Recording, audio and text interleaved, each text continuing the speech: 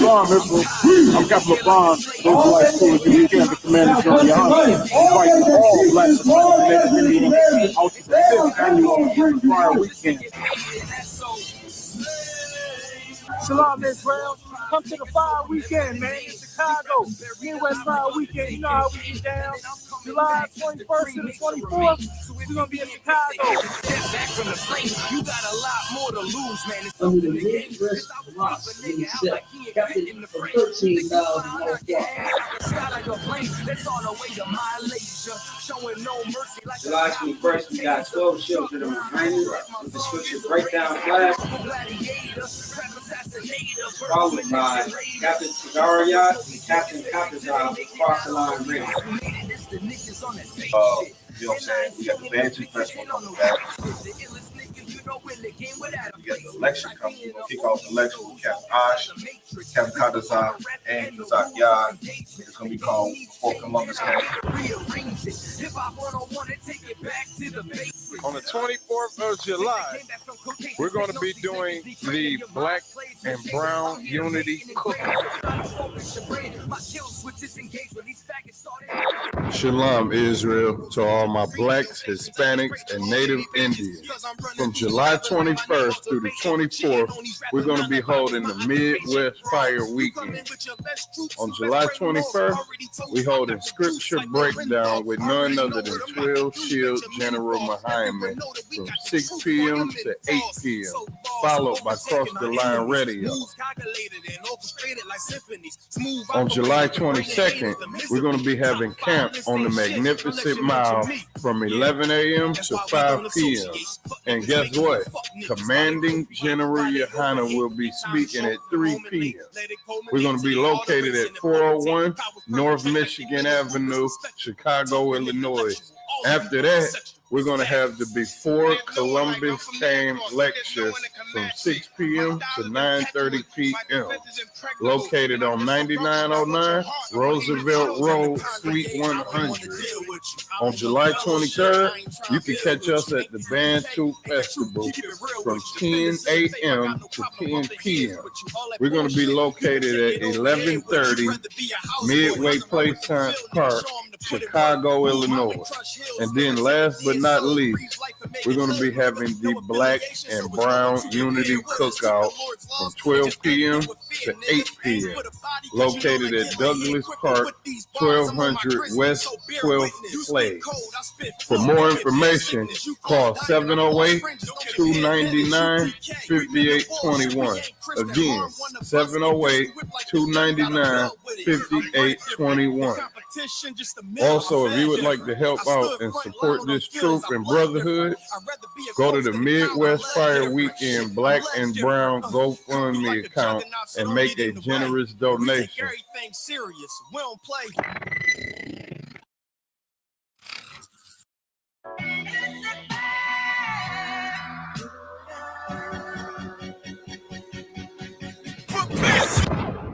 Shalom, Israel. I'm Captain LeBron, Israelite school of the weekend, the commander GEN.YAHANNA. Invite all blacks to the meeting out to the 5th annual Fire Weekend. Shalom, Israel. Come to the Fire Weekend, man, in Chicago. Midwest Fire Weekend. You know how we get down. July 21st to the 24th, we're going to be in Chicago. Step back from the flames. You got a lot more to lose, man. It's Under the Midwest Loss in set, captain for $13,000. July 21st, we got 12 children of behind with the scripture breakdown class,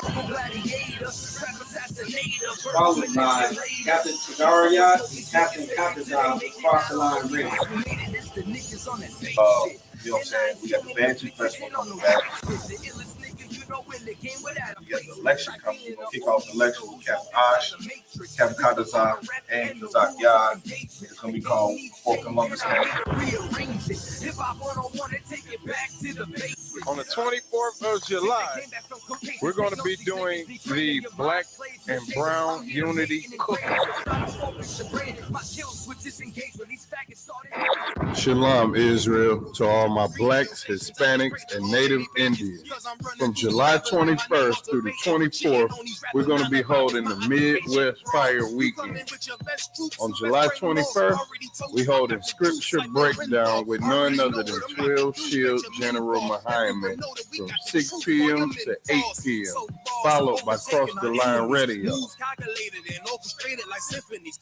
On July 22nd, we're going to be having camp on the Magnificent Mile from 11 a.m. to 5 p.m. And guess what? Commanding General Yohanna will be speaking at 3 p.m. We're going to be located at 401 North Michigan Avenue, Chicago, Illinois. After that, we're going to have the Before Columbus Came lecture from 6 p.m. to 9:30 p.m. located on 9909 Roosevelt Road, Suite 100. On July 23rd, you can catch us at the Bantu Festival from 10 a.m. to 10 p.m.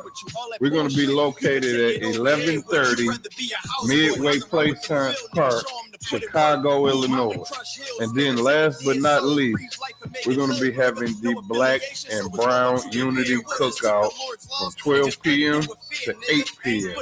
located at Douglas Park, 1200 West 12th Place.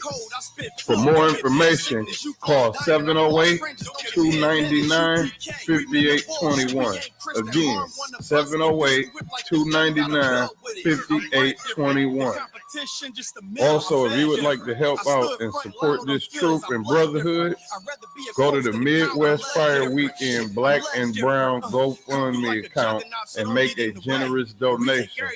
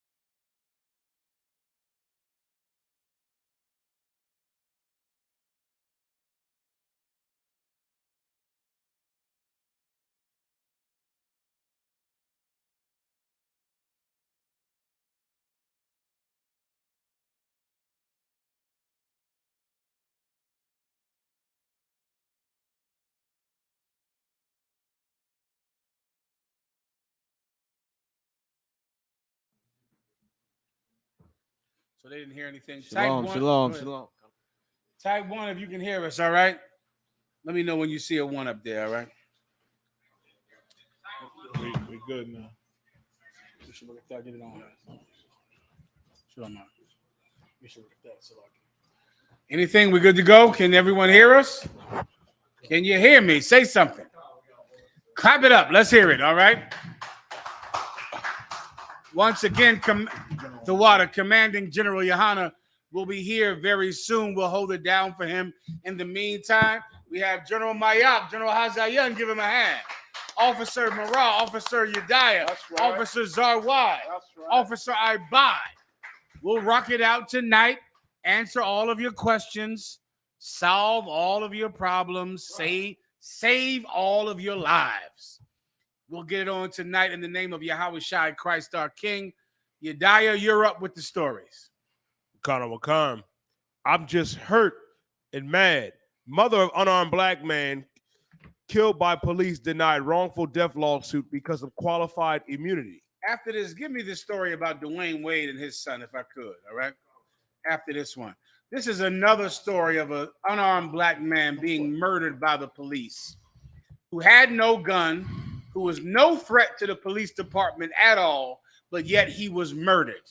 And so, of course, you juxtapose that view to what happened in Uvalde, Texas, where the police were terrified, scared to death, sitting outside of their school while a gunman was murdering babies for 1 hour. Only people that got any violence from the cops were the parents who were fought the cops to get inside the school. There were parents outside of that school in Texas, brother, who got maced by the police and tased by the police because they were fighting to get into the school to save their babies. The police maced them and tased them and held them down on the ground and handcuffed them. I don't know when it happened, Maya. If I could think about when it happened, it might have been from the beginning. But somewhere or other, Rock, the police stopped caring about protecting people and they only protect themselves. Yep. That's all they care about doing. And that is the justification for every murder of an unarmed black man. Yeah. What do they say? Well, I was in fear of my life. I thought he had a gun. And thinking he had a gun is enough cause to murder him. Yeah. Even without seeing the gun. Yeah. He moved. Yeah. He reached. He went in his pocket. Why? Because a cop is dead set on coming home to his wife at night. That's all he cares about. All he cares about is making sure that he survives this dangerous job. Here's the problem. The cops don't realize something that officers in the UPK do realize, Maya. You know what every officer in the UPK understands, Maya? It's our job to put our lives on the line for the people we serve. Every officer takes that responsibility, every priest in the UPK. Every brother that goes out on a street corner and speaks in the UPK, every last one of them is risking their lives so that someone else can get off of drugs, so that someone else can be delivered from a terrible home life of child molestation and child abuse. We risk our lives, but a cop doesn't risk his. A cop will murder you because he cannot take any chance that you might hurt him. And that's why he's killing you. That's why he killed that brother in that video. To this day, I still can't watch. When that brother who had a license to carry, Orlando Castile, I can't even watch. I hate even talking about it for the screams of that child on that video. That cop was terrified, was scared. And you know what he says every day when he goes into work? I'm coming home safe today. I'm making it home. I'm coming home to see my children. In the Israelite school of UPK, we risk our lives. We pray before camp.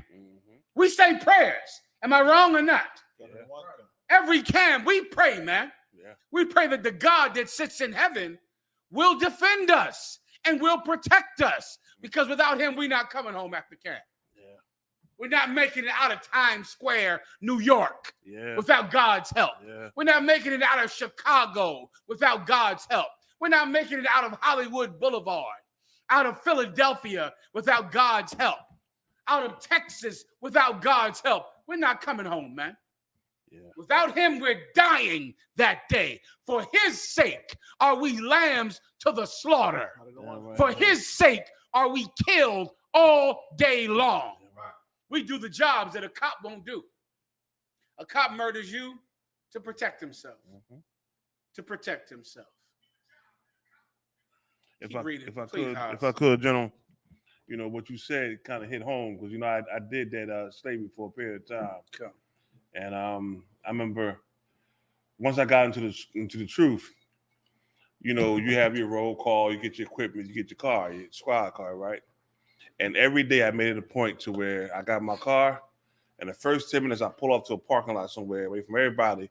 I pulled my sword, and I had a certain set of scriptures I read every day before I hit them streets, and I read them every day faithfully. You know what I mean? Ask Lord to keep me safe, protect me, and also to not take the life of a brother or sister needlessly. That was my prayer to the Lord every day when I hit them streets. And one particular day, we had a cat that was robbing. They ended up catching him, chasing him. It went from a car pursuit to a foot pursuit to shots fired. And I remember going to the damn call, and I'm going down the street the wrong way. Man, I'm on Walden Street, from 45th to 44th. Anybody know Philly? You know what I'm talking about. I'm going the wrong way down the street, flying in the car. I get to the corner, hop out, and I'm amazed at some of the things I've seen in Texas, because I always say your training kicks in when situations happen. So I see the gunshots sparking in the alleyway like a cul-de-sac down there, and I see them, but my training kicked in. I ignored all that. I went right to the gunshots. I mean, like literally, right to the gunshots. And I get there, so they teach you something called cut the pie.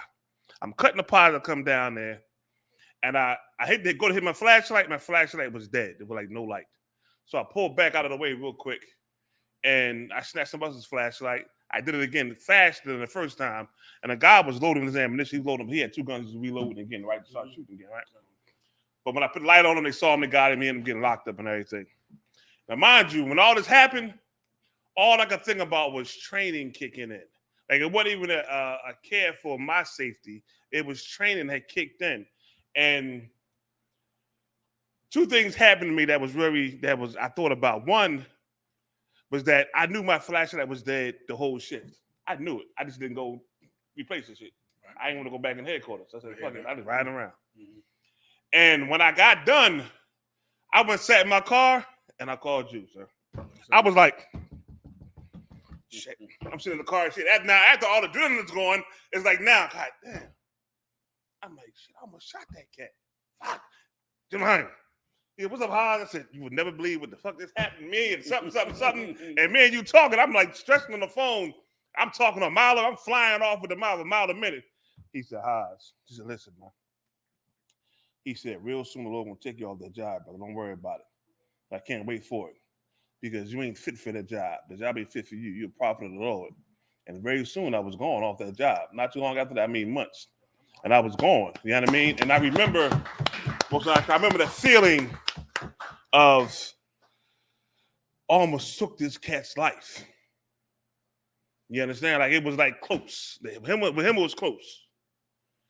And it was an unsettling feeling. But as I did that, it wasn't to care for my life. I didn't care about me. It was, this cat got to be stopped. He hurting people. You know what I mean? That was my goal. And I know, and I thank the Lord, because I was in a lot of dangerous situations on that job. But I know now, and as I was going to the job, I know the Lord that was keeping me safe, because I did a lot of dangerous things in that job. And it was the Most High who kept me safe. And I prayed all the time for him to keep me safe. And I can thank the Lord that I never left that job with no bloodshed on my hands. And that's the one thing, when I left, when I was going, and not having no bloodshed on my hands was the best thing on the earth for me. I could sleep at night knowing that I didn't needlessly take nobody's life. And they tell me, you go ahead and take the shot. Like, you bullshit with these cats out here, man. Come on, man. What you doing, XYZ? And I was like, nah, I didn't really. I would have to really get shot at before I took the shot. I'm just going to tell you straight from the get. They would have to just pull the trigger first, and then I would shoot back. But I wasn't going to take the shot first. But I had instances where I could have. And I hear these stories, and I see what's going on. And I think about what we do in the UPK and how we go on the streets and we teach and we put our lives on the line without fear, any kind of repercussion. And like you said, there's a distinct difference. Like, we doing this for our nation, to wake up our people. They doing it for, and they supposed to be for the people, right? But they doing it for themselves. And that's the difference. Like, we ain't doing it for ourselves. We're doing it for our nation, for our people. The ones who the Lord said, when you get in the truth now, now it's time to go wake up them people. You know what I mean? Take what you know, go out there head on head. You go out there, like I said, Ezekiel. Like, that's our job. And I hear these things, I hear these stories, and I got my personal opinions on how I think they cowards and they could have did what they did. I call them chumps. In my mind, I be saying all these things. I know what I would have done and what I was doing and what I have done in the past. But I also know what we're doing here, which is much more mightier, which is much more greater than what they're doing out there. And we do it selflessly. Right. You understand? Selflessly. You understand? Yeah, so I just wanted to bring that out. So that's all. Give So my hand, don't sweat up. That's it. I mean, and that's why General GEN.YAHANNA is in here, because he's not a coward. Right? And cowards have filtered their way into the police departments. Cowards. Like somehow they have filled their ranks with cowards. And we've been saying this before the incident in Uvalde. I think it was 1 week before, Mayak. 1 week right here in this show with Commander General GEN.YAHANNA, where we said that cops kill people who are unarmed. It was 1 week before it. What am I saying? It was a day before it. It was 1 day before it. And for those of you brothers and sisters that don't know, the Israelite School of UPK, when you see us out on your street corners teaching all around the world, we are unarmed. We don't carry guns. We don't have any weapons at all, because our strength is not in weapons. Our strength isn't in guns at all. Our strength is in the Lord that sits in heaven, that protects the righteous when he's faced with evil men. God protects us, man. God protects us. We're the finest. We're the bravest. Us. Every priest you see in the UPK, he's braver than a cop. He is braver than a cop. He has more courage than a cop. He is unarmed, and he puts his life on the line for other people. Now you tell me, now you show me a cop that does that. We have another story right now. Besides the cops in Uvalde, is it Uvalde? That's right. In Uvalde, Texas, who wouldn't go in with babies? My God, how's they heard the gunfire? They heard at the press conference, they said one little boy, they needed to identify him by his shoes, by the red chucks he had on. They couldn't even identify the baby from gunshot wounds. Because that, and the cops are sitting outside hearing that. But guess what? This is a dangerous job. This is a dangerous job, and we have to protect ourselves. We have to make sure. Cops, let me tell you something. You don't know this because you're not under Commander General GEN.YAHANNA. It is not your job to go home. That's not your job. It's your job to make sure other people go home. That's your job, cops. If you're in the UPK, it's not your job to go home. That is not your job. If you want to be home, you could just stay home, right? And not go to camp, right? If you want to ensure your safety, lay down your sword then.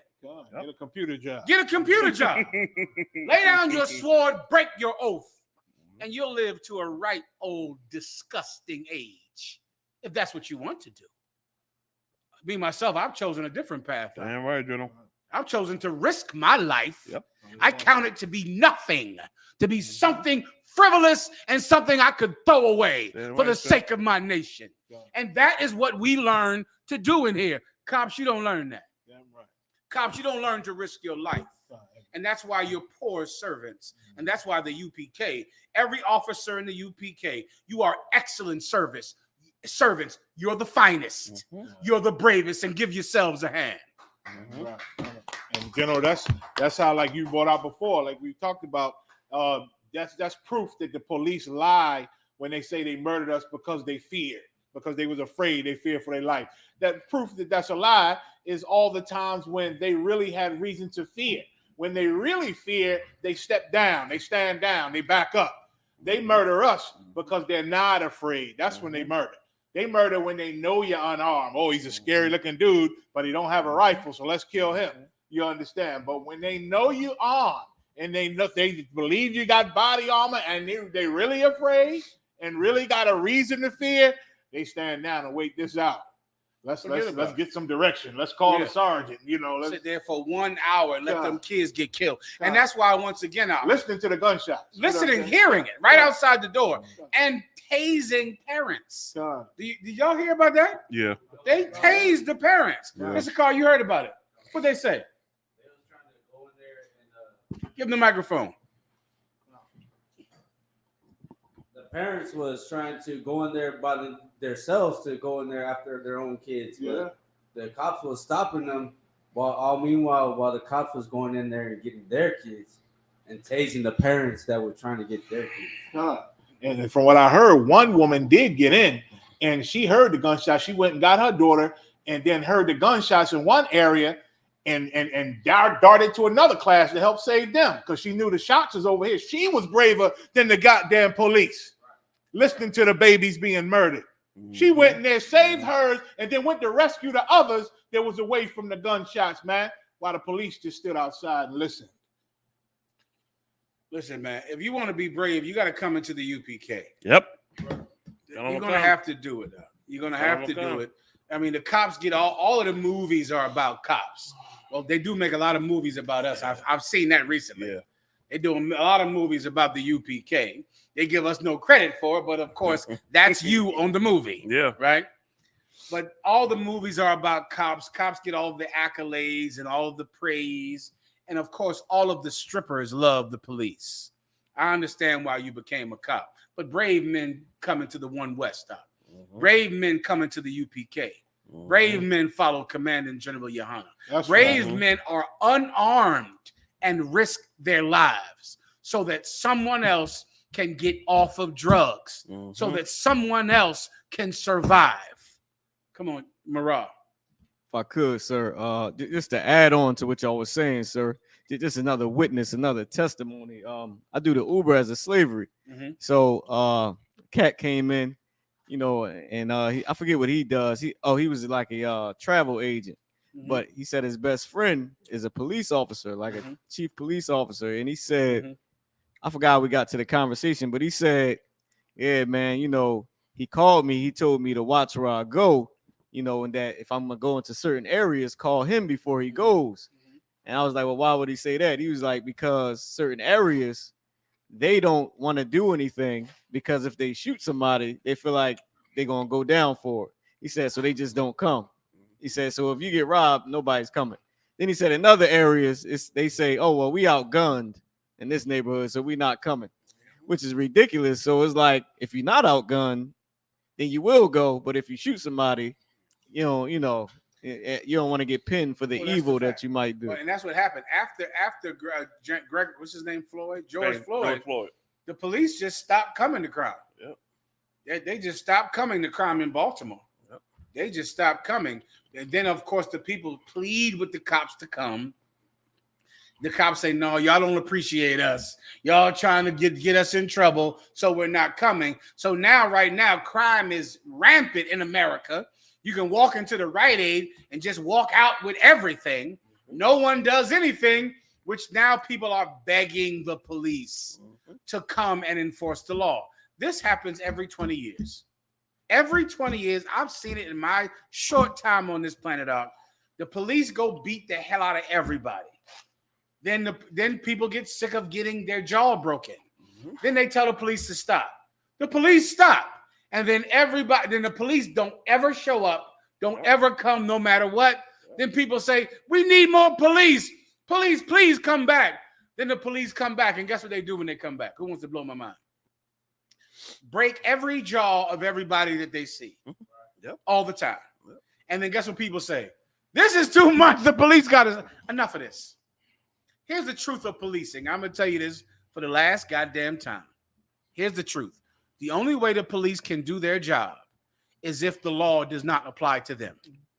If you say, cops, you can kill who you want, rape who you want in the front seat of that cop car, kill who you want. The police will stomp out all crime in the black and Hispanic neighborhood.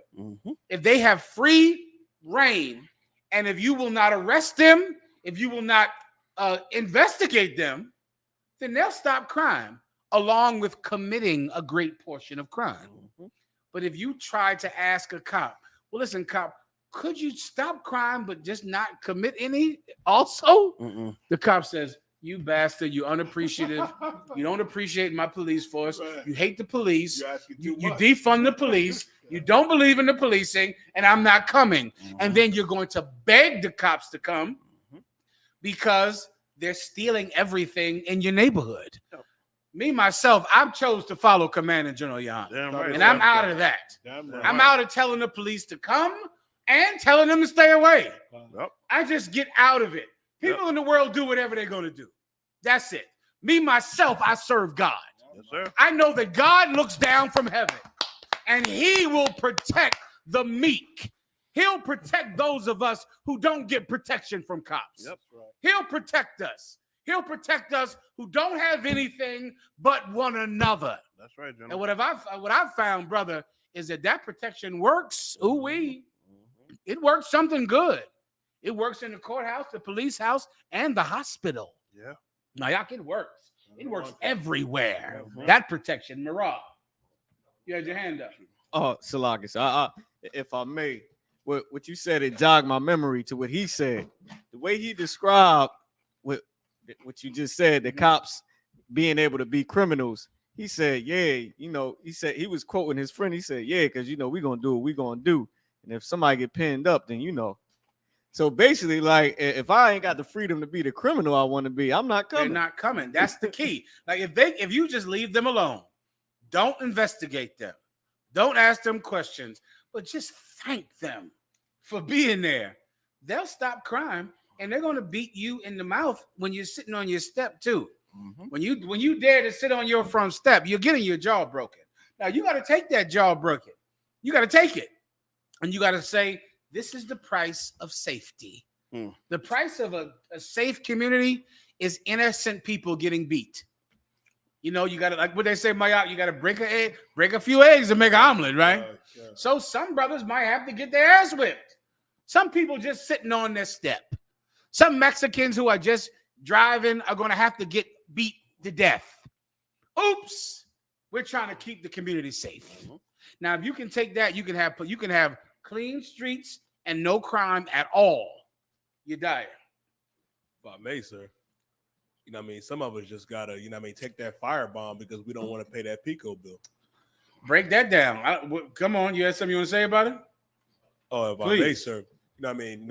Recently, we had the anniversary of the MOVE movement in 1985, where they dropped firebombs on our black men, women, Latino men, women, and babies up in Osage Avenue in West Philadelphia. And no repercussions came to the oppressor and the police force for that. No, none at all, because police will not be policed. Well, once again, you can't do anything about that. That's people in the world. That's them. But you can change your own conduct. You can change yourself.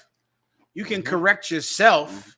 And what I find is that's real change that actually affects change. You die. Please, now give me Dwayne Wade. Colonel Khan. Dwayne Wade reveals fear about trans daughter Zaya's safety. Now here we go.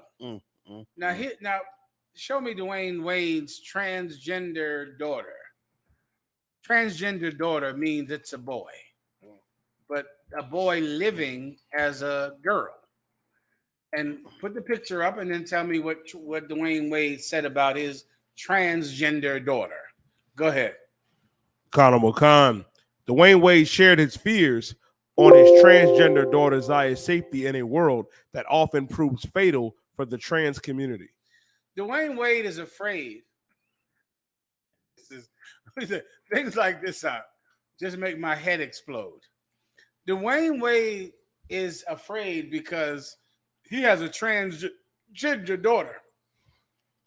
He's afraid when his transgender daughter goes out the house, his transgender daughter might die because he lives in a world where transgenders are under attack. What if Dwayne Wade's transgender daughter accepted who he is? What if he loved himself? What if he loved himself just for who he is? Then what would he be, Yediah?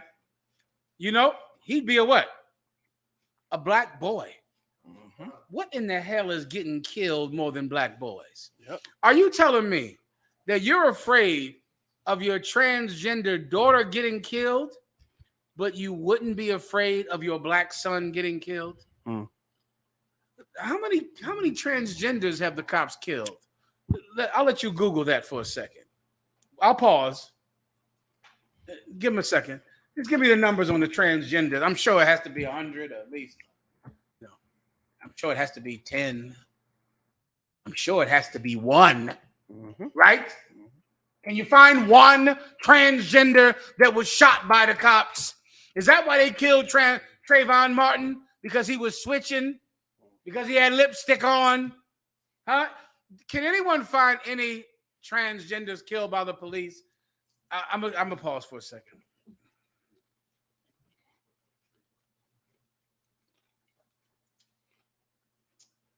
I think that's enough time. I believe there's none, Haas. I believe there's none at all. Absolutely none. We're doing a story now about another black boy being killed, and it's not even on the news. No one even cares. Marah? I only found one, and that was it. When was it? 2 years ago. Okay. 1 in 2 years. That's pretty good. That's pretty good. I'll take that. If you have a transgender gay son who's a girl on the outside, he is far safer than what that boy was born as. He's safer. He's safer. If you have a transgender Mexican or Hispanic daughter, she is far safer than what that brother was born as. He's safer. Or she's safer. Come on. If I may, Come on. the water till you die in the Most High. Can I show you what this boy was born as? Let's see it. Baba Kushal.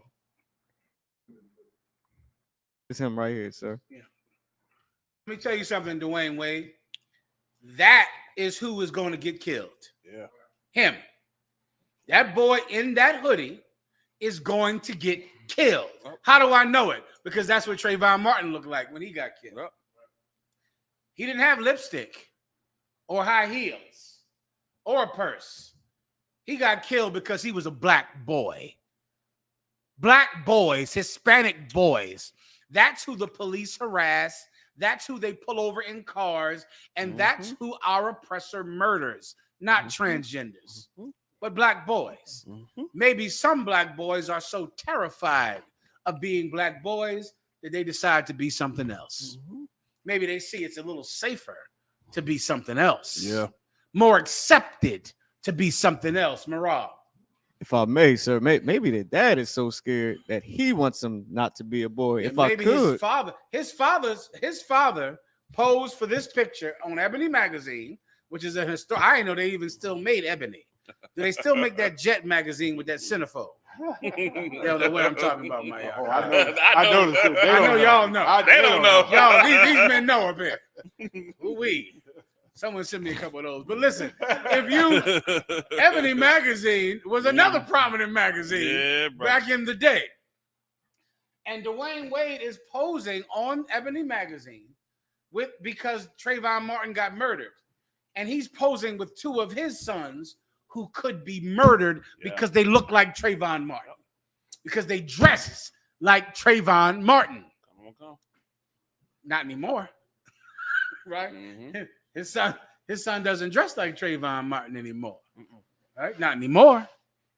Now his son dresses in Fashion Nova. Now, I hear you, Ark. I hear you. I mean, maybe that terrified you to have the one thing on this earth that's the most hunted thing on this planet, a black and Hispanic man. I get you. However, our sons value their manhood just a little more than that. Damn right. Our sons are willing to die. Damn right. For manhood. Damn right. For their manhood. Damn right. Your son is safe, Dwayne Wade. Relax, Ark. Your son is a transgender gay. He's fabulous. Yep. Relax. He's fine. He'll be fine. Show me the tall one. Dr. J. Magic Johnson's son. Show me him. He's fine now. He's not in any danger. He's okay. He's out in front of the Palm restaurant in high heels. He's an 8-foot tall homosexual. You got to climb a ladder to be gay with him. That was a good one. I thought of that just now. Come on, huh? That's off the top. You got to climb a ladder to his ass. How do you even work it? Come on, man. We gotta move on. Okay, he's safe, huh? He's even safe from the gays because you got to climb the ladder. Criminals don't always carry ladders. Unless you have a ladder with you all the time. Most of them don't have a ladder with them all the time. He's safe, but your son is not. Your son is not safe, huh? Because your son looks like Trayvon Martin. Your son looks like Trayvon Martin. Your son looks like an illegal, doesn't he? Yeah. Right, Zarwai? Your son looks like an illegal. He looks like he doesn't have his papers. So your son is not safe. Transgenders, you're fabulous and wonderful, and you're going to be fine. It's okay. Don't worry about it. Anything else? Go ahead. If I may, so I just wanted to bring out, if I could, sir, like Dwayne Wade, he was so scared that he pushed that on his son. If you remember, they said he chose to be a girl at 3 years old. Like, come on, man. Like 3 years old. That was Dwayne Wade pushing that on his son because he was terrified. I hope that's something else we can get rid of, right? Because you know what I'm watching now every day on the news is people say that 18 years old is too young to have a gun. Have you heard that recently? Mm-hmm. Because the man, I don't know what he was, the cat who shot up those babies in Uvalde, Texas, he was 18 years old. You know what they say? 18 years old is too young to have a gun. Well, is 3 years old enough to decide you don't want to be the sex you're born as? Ain't that something? You telling me that when you're 5, you can change, you can decide your own sex, but 18, you can't have a gun? I don't understand it then. I don't quite get it. If 18 is too young to have a gun, then isn't 5 too young to change your sex? Maybe the problem with life is that you let politicians decide your morality. Right. And politics and morality are two separate things. The Constitution has nothing to do with morality. Nothing. Right? The laws of the land are not about morality at all. They're about the Constitution and individual rights. That's what they're about. Morality is something different, Ak. That's different. And that's something that you can only learn in the Israelite School of Universal Practical Knowledge out of 1 West, 125th Street, Harlem, New York, under Commanding General Yohanna. That's morality. That's different than, what the laws say in the land. The laws say you got to be 21 to drink alcohol, 18 to kill in the white man's military, and 3 years old to decide what gender you are.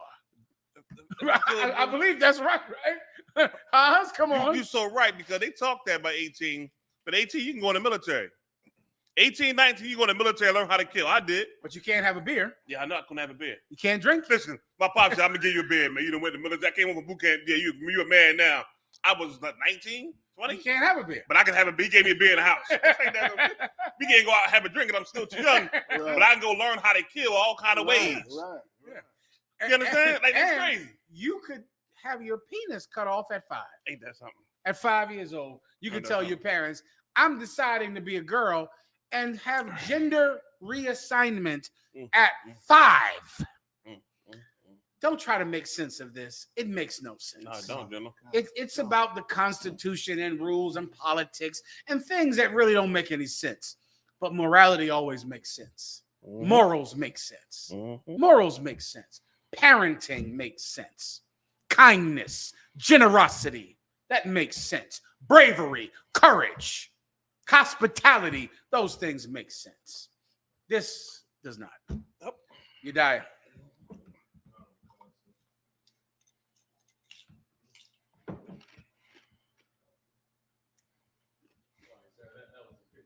Let me see that one more time. Oh, I had to turn my head, General. That's a rough one, now. That's a rough one. Yeah. Make it bigger, unless everyone sees it bigger, and we just not seeing it bigger. Jesus Christ. And then you got the one, they made him into a cartoon. He's some old cartoon character on the Proud Family with the hair hanging like I guess little dreads, but they pink at the tip. You know what I'm saying? And he's a cartoon. He's safe. He's not having a problem. Right. What danger is he at? in danger of what? Tripping and falling on 12-inch goddamn heels. That's about the only danger he's in. He's in no other danger. But if you look like Trayvon Martin, you're in danger. If you look like an illegal, you're in danger. All right, next story. Come on. You die. You can find it. You want to pull the Proud family up, you can. I'll take whatever else you got. You die.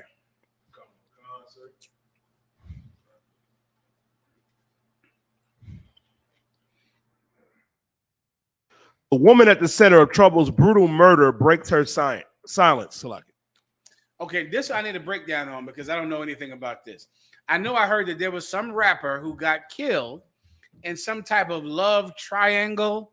Yedaya, break it down. Conor McCon, the rapper Trouble, he was murdered by another Was brother. he famous before he got killed? Conor McCon, sir. Okay.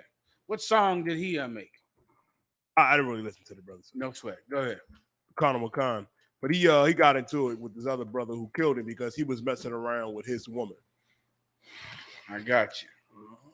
And so then the brother killed Trouble because Trouble was sleeping with his wife. Conor McCon.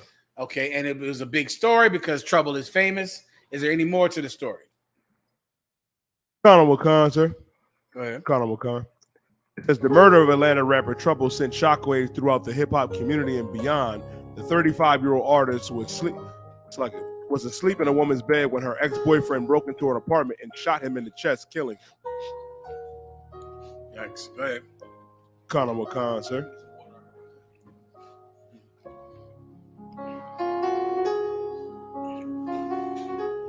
Says Trouble was shot and killed on Sunday, June 5th around 3 a.m. And it says the CBS obtained the arrest warrant for 33-year-old Jamichael Jones, the woman's former live-in boyfriend, and the man police say is responsible for his murder.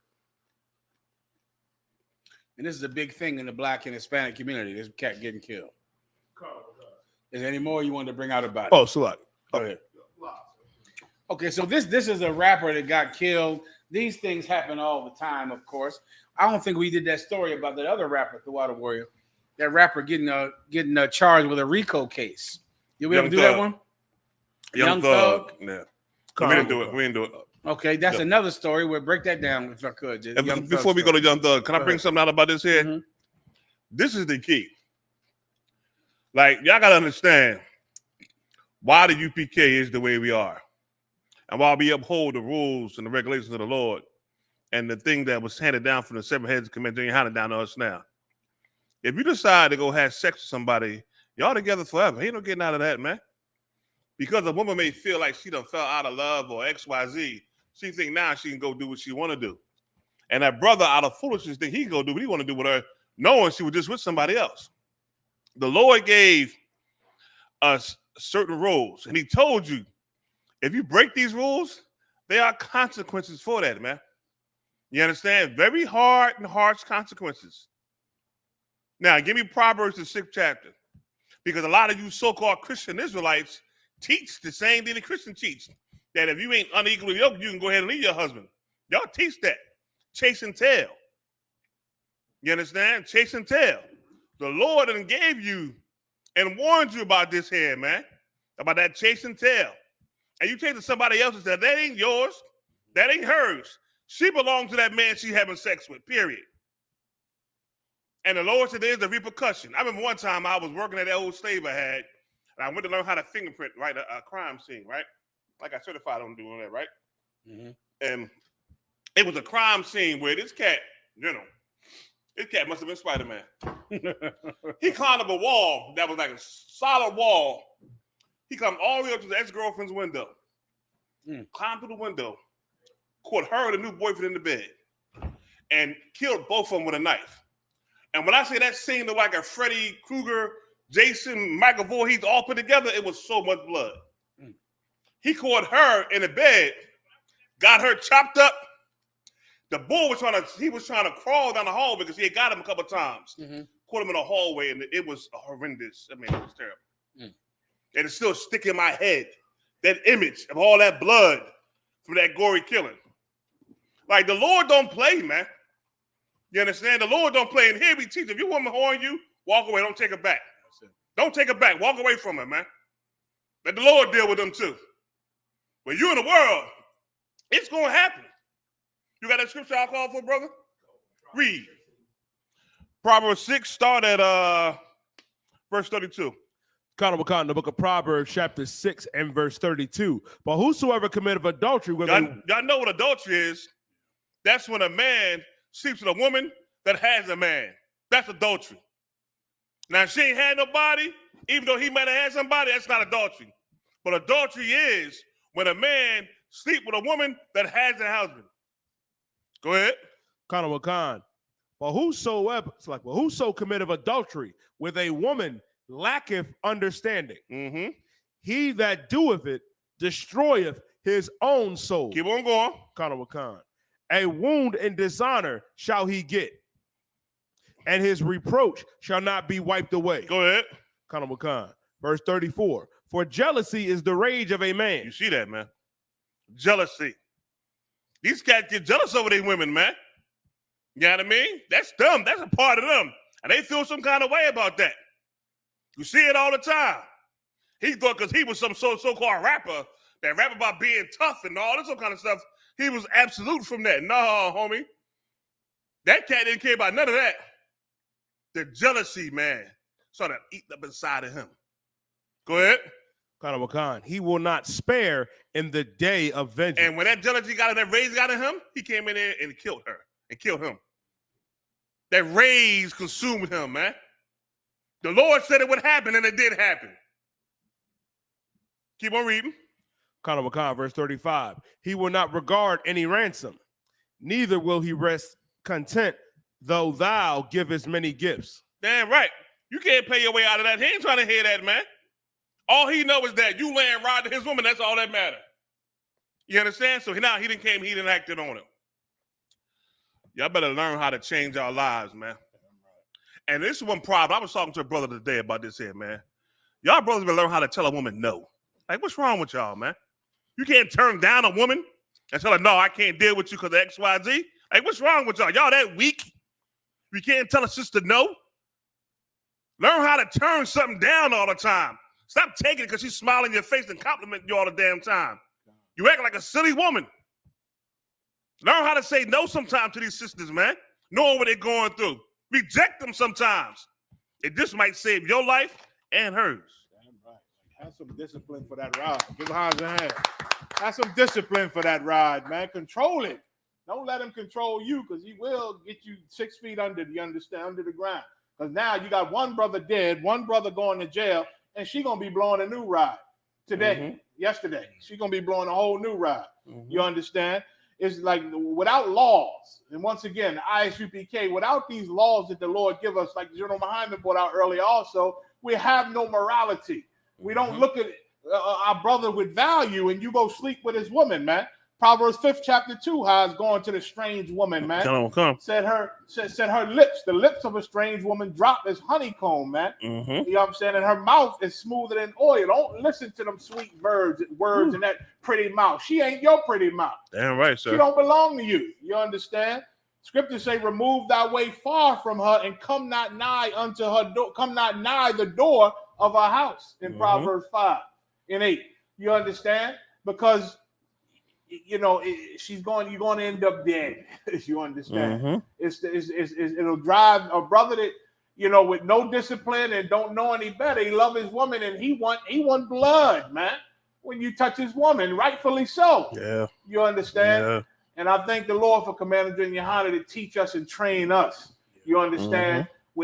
If those things happen, let the streets have that whore, man. Damn right. Walk away and let them have her, man. The Lord say, if she go out on you to another man, you ain't even allowed to take her back, man. That's right. Let that whore go. You understand? So listen. Yes, sir. Come on. Let me tell you, if I could back up the generals on what they're saying, man. Solomon said this. Solomon said, I have applied my heart to know and to understand the reason for wisdom and of folly, the reason thereof for madness and foolishness. And for my time in working under command in General Yahanna and trying to understand the reason for things, the reason for black on black crime, the reason for black on Hispanic and Hispanic on black crime, The reason for hatred in our community. So many times I counsel brothers who come from Chicago, where they have the vice lords and the gangster disciples and the black disciples. And so many times they're looking for a solution. Farrakhan used to try to do that back in the 90s. Find a solution to the Crips and the Bloods out in Los Angeles. Find a solution to the many Mexican gangs, to the Norteños and the Serranos fighting out there in Los Angeles, and to all of the violence in Haiti. And you might rack your brain trying to understand how you can understand these things to stop these things. Well, I have applied myself to understand them as well under Commanding General Yahanna. And this is what I have found. It does not matter whether you have the Norteños, the Serranos, the Crips, the Bloods, the Vice Lords, the Gangster Disciples. It doesn't matter whether they're from the east side, west side, north side, light skin, dark skin, right? West Coast, East Coast. You cannot stop violence without fighting brothers who violate one another. Disrespecting each other is the root to all violence. It's where it all comes from. And people and white people who try to understand it like gangster disciple, black disciple. But let me tell you what it really is. He slept with your girl. Let me make it more simple. All y'all fighting over a bitch. You heard that before, right? Yeah. All this over a bitch. All this over a bitch. Well, let me translate all this over a bitch for you. That was his woman. And you violated him. You disrespected him. And now that insult has aggrieved him to the point that to get his honor back, he has to do violence. You stole from him. That was his car. Those were his sneakers. Those were his shoes. That was his necklace that you snatched. That's his neighborhood. And you're selling drugs at his neighborhood. We violate one another. And because we violate each other, we can't have peace. And the news and the police and the FBI will sum it up to gang violence. They'll sum it up to black and Hispanic violence. What it is actually about is violating one another. We cannot do that to one another. We can't harm each other and expect to have peace. And so many of you out there listening think you love black men.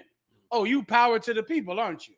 Uhuru, Umoja, pyramids. What's that mess that Zaryak be cutting them cats with? Nepotetter. Nepteti.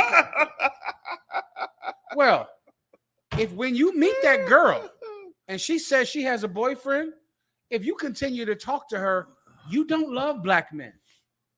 You don't love Hispanic men. A lot of you Judites love to go into a Hispanic neighborhood and have sex with some Hispanic girl without talking to Tio first. You better talk to him. So then Tio is upset with you. He's angry because you came and had sex with these. You love to have sex with Hispanic women, but you don't want to talk to Tio. You don't want to get him a beer or get him a bottle of liquor or anything. You don't want to pay him the respect to come over to him and give him some honor before you go and date some Hispanic girl who you're going to F and throw away anyway. Now, Tio might have a problem with you. And then now blacks and Hispanics can't come together. And they'll call it blacks and Hispanics fighting each other in Chicago. They'll call it, and like in California, they'll say the blacks and Hispanics in California hate each other. It's gang violence. It's one brother who knew he was disrespected by another. That's it. And if we could respect one another, be kind to each other, care about one another, you would end gang violence. You would end crime among the tribes. You would have brotherhood reign on the streets without trying to destroy all the gangs and destroy all of society that has built up gang culture and has built up hatred. I'm not sleeping with another man's woman. That's right, sir. That's it. Sister, do you have a man? Yes. All right. Then I'm not calling you anymore. I'm not messaging you on Facebook. Why? Because I love your husband more than I want you. That's right. Because I care about that brother you're with more than I want you. And the minute you do that, you're going to see the 12 tribes of Israel come together as one in the hand of God. You're going to see that happen simply because we decide we will not violate one another. What did Christ say? The whole law rests on this. Love thy brother as thyself, and love the Lord thy God with all thy heart and all thy mind. You don't have to have crime. You don't like gangs. I get you. You hate gangs, but you still don't believe that a woman should not have sex with another man if she has a man. How many of you are disrespecting your woman's baby's father? You better think about that. How many of you out there right now, oh, you love black men, Emoja, Uhutu, Net and Tedder, but you have a woman and she has a baby's father. And you know what you do every day? That nigga don't even come see his kids. He ain't even around. I'm the real daddy of the kids. I'm the real father. And then what is he going to do? What do you think he's doing? So then when your kid says, hey, daddy, I'm over here talking to daddy Mahiaman. I'm over here with my real daddy Mahiaman. What do you think he goes? Okay. He might have a little dignity like you. Yeah. Right? Maybe he has balls. Maybe you're not the only one with balls. Maybe your woman's baby's father also has feelings that get hurt. Honor that gets offended. And then he's going to want to kill you. And you know what the news will say? East side against west side. Yep. Right? Dying over a bitch. Dying over a girl. When really that death is because we don't keep the law for one another. Yeah. We violate one another. Yeah. And that's what happened in this story. And this is the reason for so many things, Ak. Yeah. So many things that you think are giant socio-political issues. Gang violence and this and that. It's about this. It's about neighborhoods, people stealing, snatching a chain, stealing a jacket, sleeping with someone's woman, things that you don't have to do if you decide that you could love one another more than you do your own lust. Yep. Salaki Yadai. Go ahead. I'm going to tell you why y'all was shot. You going to say something, Dad? If I may, General, what you bringing out is just so heavy. That transitions into another story, you know what I mean? If you don't mind transitioning to, you know, Lori Harvey and Michael B. Jordan. Jesus. You know, she ended up, you know what I mean, breaking up with him. He broke up with her because he asked her to marry him. And she said, well, I can't get married right now. She, you know what I mean? She's still young. You know, her mother and every dumb and stupid sister out there, you know what I mean, encouraging that behavior. You know what I mean? And Steve Harvey. Now the brother is walking around hurt and realizing he chose this sister. He chose this whore that was with P. Diddy and P. Diddy's son. That was God damn, what? Connor Khan. The father and the son? She was with the father and the son. Who's the son name? Diddy's young oldest son. Little Diddy? Khan. Sean Combs Diddy. Hold on, she's with both of them? With the son. Itty bitty Diddy? She was with the son. She had sex with P. Diddy and itty bitty Diddy. She was with the son first. Then got with P. Diddy. Then got with Future. She got with another brother. And then Michael B. Jordan got. And then Michael B. Jordan got with her. And guess what she went at? Who? She messing with Jack Harlow. Oh, the devil. Khan. Oh, messing with who? Jack Harlow. Who the hell is Jack Harlow? I gotta start watching TV more often. And listen, you brothers, you man. Okay, y'all. The first time you're able to turn down some meat for the brotherhood, you're gonna have a feeling in you that you ain't going. It's gonna be unbelievable. Nothing you never felt. It's amazing. I remember my first time. It was. I realized that the Lord had done something with me. Yeah, man. The first time I met this bad joint from community college, you know, and right before I found the truth, then found the truth, did my time, and when I found the truth, I forgot about everything. I was just committed. I'm gonna find out what this is about and who I am. So once I came out of that fog, you know what I'm saying, I had reconnected with this sister, man. And she said, oh, how you been? I miss you. Oh, this and that and this. And I said, what you been up to? What's going on? She said, oh, well, I'm with this guy, but I'm sick of him. He be grabbing my arm and listen, that, and grabbing my arm. I said, oh, Okay, all right. My bad. I'm just saying how you doing. Good to hear from you, though. I'm gonna go. She said, "What you gonna hang up?" I said, "I gotta go." She said, "What? We can't still be friends? We can be friends. I'm about to get rid of him. I got to go." I banged on her. Lost the number. Satan came with me months later. Where that number at? Where that number at? You call into the trash. Maybe she laughing by now, but boy, I felt like a man to turn this bad show down. You know what I'm saying? Damn right. Mariah first. Go ahead. If I could, sir, what's so funny how sisters be nowadays? They got a term for all that. They just say, "Oh, it's complicated." You actually got a man. Oh, it's complicated. That's old, brother. That's old term. You're dying. As to say, if I could, with you bringing out so heavy on some GEN.YAHANNA, I was in a situation a couple months ago. Sister told me, "Well, you know, it's complicated, you die." I said, "What you mean it's complicated?" I'm like, "You with a brother?" "Well, you got to stay with that brother." I'm walking away. She grabbed my arm like, "We can't be friends. We can't go out on a date." And I remember a general in this room saying, "I'm gonna catch one of y'all brothers out there."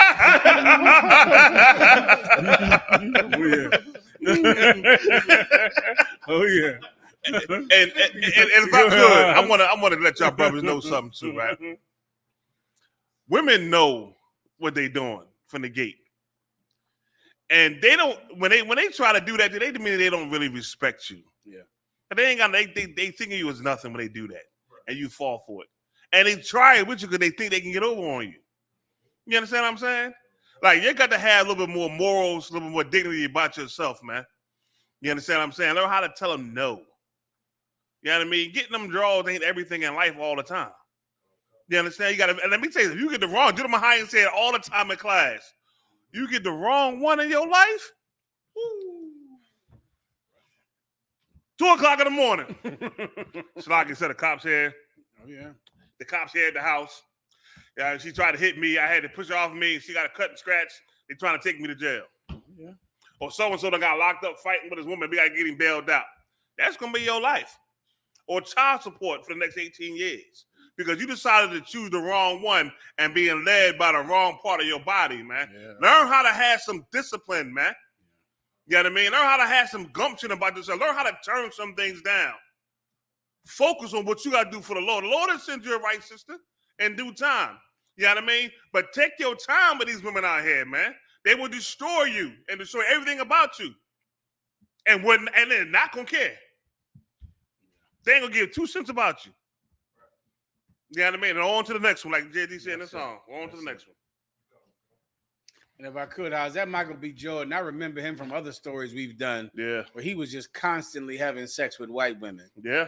All the time. So he's a sinner himself. Yep. And of course, a wicked woman is the reward for a wicked man. Come on. So if you're an evil person, a lot of you out there, you know, you think you're in a bad relationship, like I'm sure Michael B. Jordan has, that, you know, he don't know how he got involved with this woman. Now she's broken his heart. Let me tell you something that you won't tell yourself. A lot of you, you're with that woman because you're just like her. That's why. Because a wicked woman is the reward for a wicked man. Yeah. You saw something in each other. It's like magnetic force. You know what you saw in her? You. Michael B. Jordan was constantly with white women. We did stories about him in here. Yeah. I remember. And now he told you he chose a black woman who left him for a white man. You saw you in her. That's what attracted you. And a lot of you out there listening, that happened to you. This evil person who's so evil, you wonder how you got with them. You were attracted to them because you saw yourself in them. Now that's some of you. Well, Michael B. Jordan, if he was to come into the truth, he would realize that a woman like this leaving you can be a pivotal changing point in your life. Your life can change after an event like this. I mean, you think about the terrible things that could have happened to him from having sex with a whore. He could have gotten AIDS because the sister has been with everybody that I hear on the radio. Every voice on my radio, she's had sex with. All of them. Her mouth is like a baby bird, Mayak. Shalom. I think you can visualize that. That's her, a baby bird. Visualize that for a second. That's her. And what GEN.YAHANNA is saying is so heavy. Y'all better realize what the Lord said what GEN.YAHANNA said. Like, you better understand that we the prophets of the Most High power in this room here. The Lord said that, man. Give me Proverbs the 7th chapter real fast. The Lord said what he just said right there about age, or get a disease from a woman like that there, man. You understand? Go to start at 7:21 real fast. Because the Lord said these things to him. You better realize what's being told to you, man. And learn how to have some damn discipline, man. And be careful when you're trying to choose a woman and be in your life. Read, brother. GEN.YAHANNA, sir. Proverbs chapter 7 and verse 21. With her much fair speech, she caused him to yield. With the flattering of her lips, she forced him. That's how it always starts. That's how it starts right there. Those words. You let her kiss on you. Go ahead. GEN.YAHANNA, verse 22. He goeth after her straightway, as an ox go up to the slaughter, or as a fool to the correction of the stock. He ain't thinking about nothing else but him getting something. Like a dumb ox. Like the Lord comparing you to a dumb ox. Let that resonate inside of you. You think you smart, think you know every goddamn thing. The Lord just called you a dumb ox. Go ahead. GEN.YAHANNA, verse 23. Till a dart strike through his liver, as a bird hasteth to the snare, and knoweth not that it is for his life. What does it mean when that dart strike that liver? That's the disease that runs through your body you get from messing with a whore. So when GEN.YAHANNA said it, it's right, man. It's biblical, man. That dart is that HIV, that AIDS, that you get from all them other ones that you get out here from these women out here, man. That now strike you and to get you, man. Not knowing it's meant to kill you. It's called bile, and it's blood poisoning. Come. Right? And you go septic. The minute that liver gets pierced, now you got blood poisoning, and bile is in your bloodstream, and you're dead. Go ahead. Any more? Yes, sir. Keep on reading, brother. GEN.YAHANNA, verse 24. Hearken unto me now, therefore, O ye children, and attend to the words of my mouth. Let not heart decline to her ways. Go not astray in her path. Don't let your heart decline into her, man. Don't give in to her, man, because she look a certain way. Learn how to turn a bad John down. Tell that bad mother no. Nah, I'm good. You take care, sis. I'm good. I'm out. Keep on reading. For she have cast down many wounded. She had did what? For she have cast down many wounded. P. Diddy, Little Diddy, Future, all them cats. Go ahead. GEN.YAHANNA. Yea, many strong men have been slain by her. Go ahead. Her house is the way to hell. Go ahead. And go into the chambers of death. That's your future, man. That's your future. You young brothers better take your time and choose wisely, man. And ain't nothing wrong with being without a woman for a period of time. Ain't nothing wrong with it, man. Clear your head. Get your mind right. The Lord sent you somebody real good, but don't go chasing getting the wrong one. Don't get led because you think she want to give you some tail. Boy, you going to be, this scripture going to be you. I bet you Trouble wish he heard that. Right? Or Trouble, or the cat who killed Trouble. Yeah. Right. Michael B. Jordan, he had sex with a whore. He was a wicked cat who only had sex with white women. If he got out of that with only a broken heart, he should thank the Most High. Yeah. Because there are far worse things that could have happened to him, and those worst things will happen to you. Yeah. You die.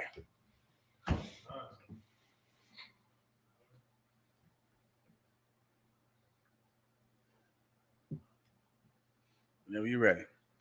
Jack Harlow credits black women for being a massive part of his career. Now look at this here. Let's see it. GEN.YAHANNA. GEN.YAHANNA. Despite the claims that Jack Harlow is a mediocre rapper that benefits from white privilege, which he is, sir. Which he is. Go ahead. GEN.YAHANNA, Oh, sir. so hold on. He a rapper? We'll put his picture up there. GEN.YAHANNA. There you go. GEN.YAHANNA. He's given a huge amount of credit to black women for his mainstream success. Go ahead, break it down. GEN.YAHANNA, sir. GEN.YAHANNA. And the June cover for Teen Vogue, the first-class rapper spoke on the support that black women give him and why they're a massive part of his music success. He said they'll never have to worry about not being credited by me. Give me the numbers of Jack Harlow. Pull up his numbers, Moran, who buys his music. All right, the demographic. Are you kidding me? Go ahead. GEN.YAHANNA, sir. He said they'll never have to worry about not being credited by me, Harlow said. in the Teen Vogue article. He continued, I mean, I look out at my shows and I see them. It's only one thing when you see the memes and you hear people talking about it, but it's another when you travel the country and you see them all over the place. Give me the demographic of who comes to his shows. That might be the same thing. All right, so now you need me? You got to go ahead and play. Tell me what you got. Colonel McCon, 29.6% of Jack Harlow's followers are female and 70.4% are male. Average engagement rate on the post is 11.50%. It's like 11.5%. And the average number of likes per post is 683,000. Can you separate them according to race? We know 70% of them are men, not women. Can you separate those according to race? They give me the countries. I can't see a race. Go ahead. 84.2% of the followers that engage with Jack Harlow regularly are from the United States, followed by Russian Federation at 2.63% and Georgia at 2.63%. And in summary, top 5 countries of Jack Harlow's post engagers are coming from United States, Russian Federation, Georgia, Germany, and Japan. Jack Harlow's base is men. We just read that just now, right? 78% men. Jack Harlow's base is only 29% women, period. Now, if you can find me what percentage of those women are black women, let me just blow your mind and tell you what you're going to find already. Black women are not his base. Black women are not the base that are propping up Black Harlow and making him a success. Jack Harlow is a success because of white men. White men is who Jack Harlow sees when he looks out in a crowd and who's at his concerts. Because white men are the people at every rapper's concert because rap is purchased by white people. Yeah. White people are at concerts. They're at Coachella. Who in the hell is at Coachella but white people? Mm-hmm. White people are at all of these festivals. If you're a rapper, your audience is white people. Your audience is not black people of any gender. It's white people. Now, in his particular case, it's 78% white men. So what in the F is Jack Harlow even talking about? Would you like me to explain? I'll give you 1 second. I'll help you out. He's lying. He is lying to black women, but he is doing something very strategic and very smart because he's a devil. He is telling black women that they're important because every other rapper wants white women. And he knows that. He knows that any other rich man or any other man in a position to be a celebrity, like Michael B. Jordan, only wants white women. Give me when that football player said it recently. What was his name? A little short football player. Crazy one. Stripped all, got butt naked on the football field. Antonio Brown. Give me him saying that he only dates white women. Go ahead. There's a little small demographic survey they said with Jack Harlow. Out of 366 people, 87 were white women, 199 were white men, only 42 black women and 38 black men. 42. So what are we even talking about now? He's lying. It's not true. White men are his demographic. White men, people that look like him, people that think they're now cooler than black people. They now own rap. The same people that propped up Eminem to be the greatest rapper of all time, which I never understood back when I was a kid. When I have never been to a party and heard an Eminem song ever in my life. But I always heard this is the greatest rapper ever. I see he's selling all the records. I don't know who in the hell listens to Eminem at all. But once again, I'm not Eminem's demographic. It's white men. But why is Jack Harlow saying this? To game up black women and to tell them the thing. Yahweh Shema Shah Rakta.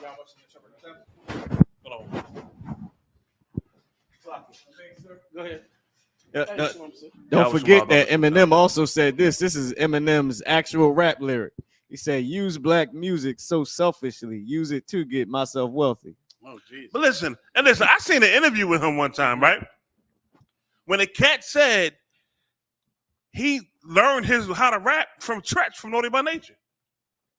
Like he listens to Tretch and his wordplay, his verbiage, And that's how he formulated who he is and how he's gonna rap from scratch.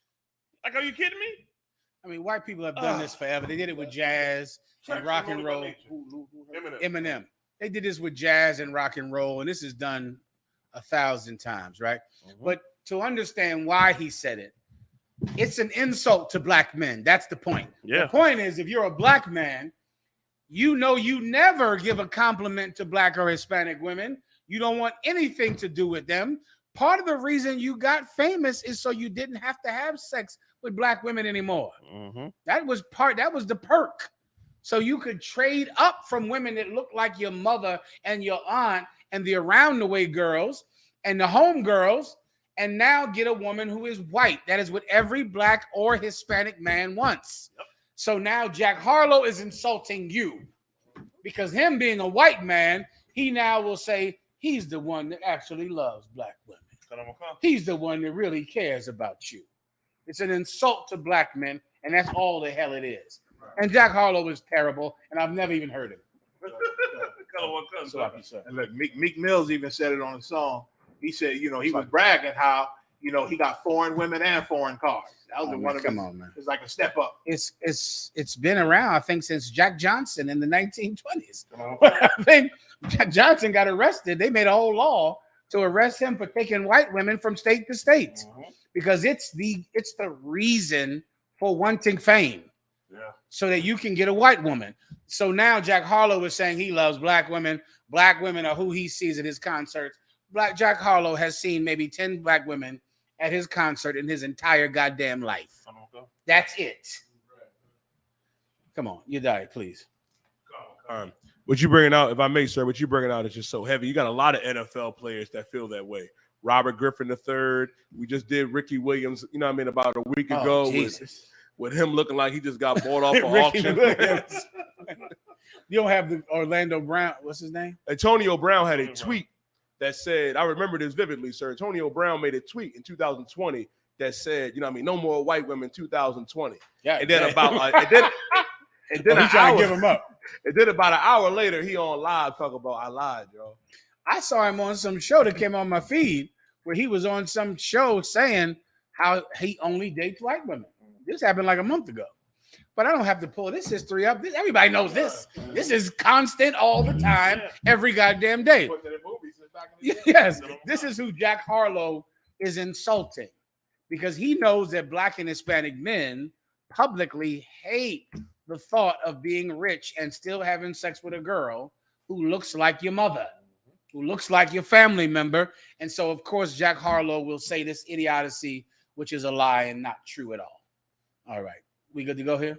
Sir, you want to? And such a painful thing for you to believe that you got to have a white woman for you to feel like a man. Yeah. Like damn near you can't have money without the white woman or you feel lost. And I think you might have mentioned it a minute ago, but how disrespectful is that Edomite?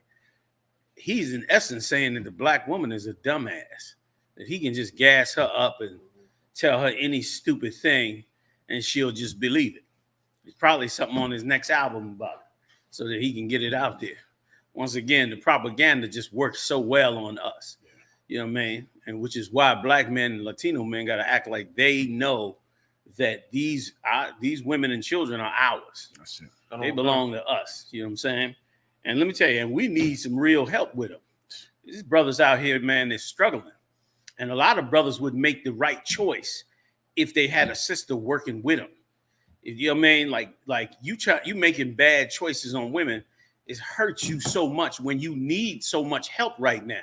You need good women that'll help you and get you through the rough time. And this clown sitting up here trying to act like he's the one that loves. It's damn near division. Get me right on this. It's damn near dividing us to say they'll never have to worry about that from me. So they got to worry about that from black men. It's like they divide us. It's evil as hell, man. It's an insult to black men. That was the point. Yep. It was no different than Barack Obama when he stood up in that Baptist church in Chicago and disrespected the hell out of black men right after he said he'll sit down and talk with anybody, even the Iranians. But then came right back in the Baptist church and disrespect the hell out of us. Right. Damn that, man. You there.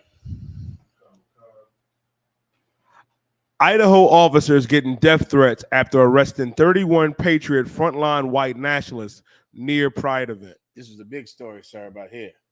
These were, especially with this week with the damn Proud Boys, all on TV. Get the Proud. police. They finally got them now. Big shout out to Popo.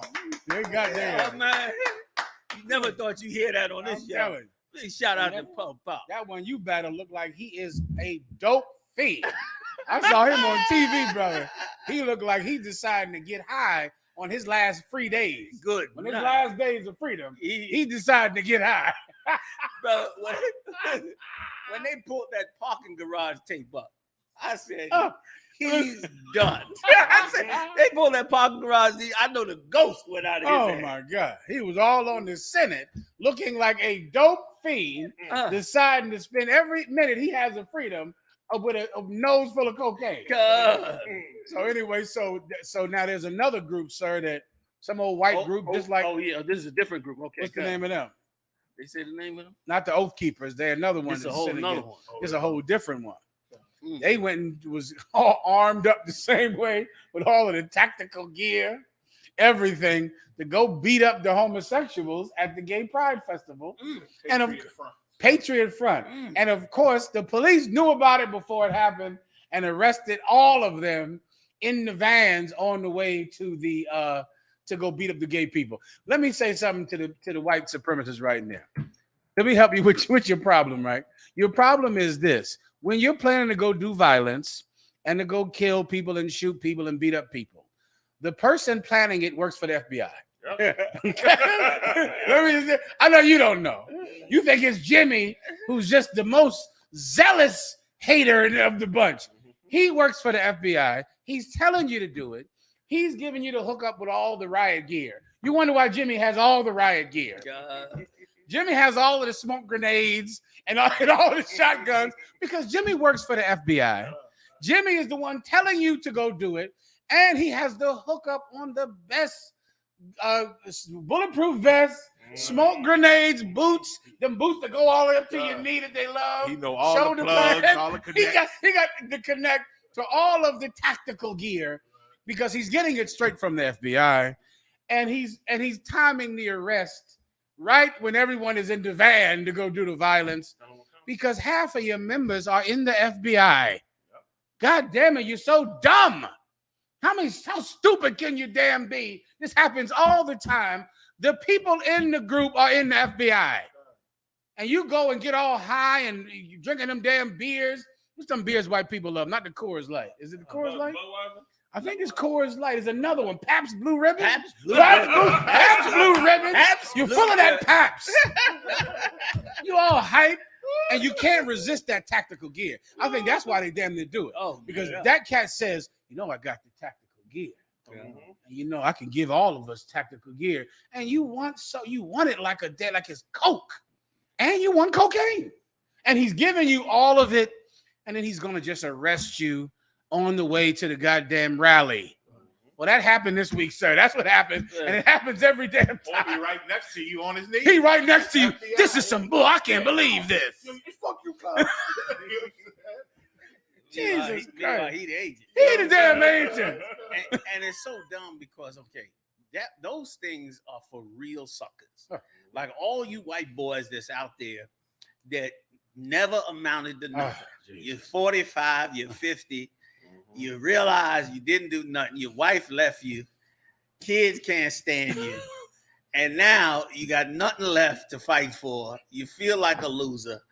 And rather than eat the gun, you go join, the Oath Keepers or something. And now you got something to fight for. Now you're going to make America great again. When you don't have no experience in them streets. That's why you get caught up every time. When you go back and look at all them Proud Boys and Oath Keepers, this is middle-class white men. These is plumbers and the electricians and cats that just had a regular life. Life fell apart at the end.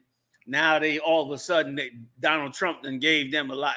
They were feeling, white men in their 50s and over was feeling lost in this empire.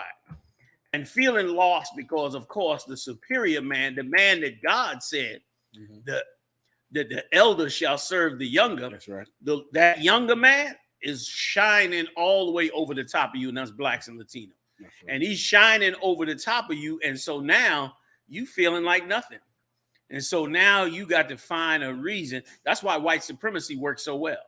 White supremacy and racism against blacks and Latinos works so well simply because you could now you don't have to have a reason to hate us. You just hate us because we black, hate us because we Latino. And with somebody in a high enough seat, you can turn around now and charge us with all kinds of things. Yo, give me the scripture where they say he had a perpetual hatred for us. Mm-hmm. Like you had and the other one, I think there's another one that says that he did us harm with no cause. Psalms 51. Give me that as at well. Peace with them. At peace with You're them. right. Like now you can hate us for no reason. There's only one problem. You don't have enough time. You don't have enough time to bring America where you want it to go, because the Lord is stepping in on this place. Right. So you don't have enough time to do the evil thing that you want to do. Your time is up, and you can feel it. You can tell all over the world that their time is coming to a close, and a new time is coming. They're trying to save it, but they won't be able to save it. Them revelations are coming to pass every day, and they're going to eat this place alive. And I know you all heartbroken, all you old white supremacists and oath keepers and old beer drinking, like Muhammad said. You Pabst Blue Ribbon drinkers and got your pickup trucks and your Confederate flags. And you feeling like hoorah, and you're going in nowhere. QAnon is fake. Oh, Jesus. Donald Trump ran the best scam of all. They trying to lock him up. They like you brought out earlier. They trying to put him in a cage, and the rest of them too. And your time is over, man. This place is going down, and thanks be to the Lord, Christ's kingdom gets to come in. That's right. So give it up for the Popo one more time. Lock all, do your job, Popo. Look at that. Popo, you should get on it. You got 31 at a clip. What you running Jake down for? You got 31 on a clip. And listen, if they get them on some sedition or terrorism, man, they might make you captain. They'll make you captain of the damn precinct, man. You know what I'm saying? Because now you find out you've been so busy terrorizing us, you didn't realize the problem that they really had. Didn't realize it at all. You holding those? Hit me with them if y'all don't mind. Come on, sir. Psalm chapter 55 and verse 20. He had put forth his hands against such as be at peace with him. Like we couldn't be more at peace with you. We could not be more at peace with you. Like it took you killed so many black men in custody, in jail, out of jail, all kinds of ways. And it took all the way to the point where you finally got where you so comfortable that you just put your knee on a brother's neck and slowly murdered him right in front of the cameras. It finally took that point before black people actually reacted to it. You understand? And still, you mad and angry off of that little incident, little protest 1 year. Black people went back to their slaveries like nothing ever happened. And you still mad. You still coming together, because when I see those type of protests, I know that them things don't mean nothing. That they really, the real target is blacks and Latinos. Oh, yeah. They ain't worrying about them gays that much. That's probably was a drive, or an early run for some evil they want to do later on. But our people are the ones they really hate. Sir. You understand? And so now you got a reason to it. Go ahead, you die. I'll get up off it, y'all. He had broken his covenant. The words of his mouth were smoother than butter. Broke every treaty you ever made with the Gadites and everybody else. Stole everybody's land. They down there trying to steal Puerto Rico right now. Yeah. Trying to close down that border and stop the Mexican brothers from getting back up on their land. You broke every treaty, every rule, every deal you ever made, man. Broke every last one of them. Go ahead. Wakan, sir. And the ones that's most peaceful with you, that's who you gobble up first.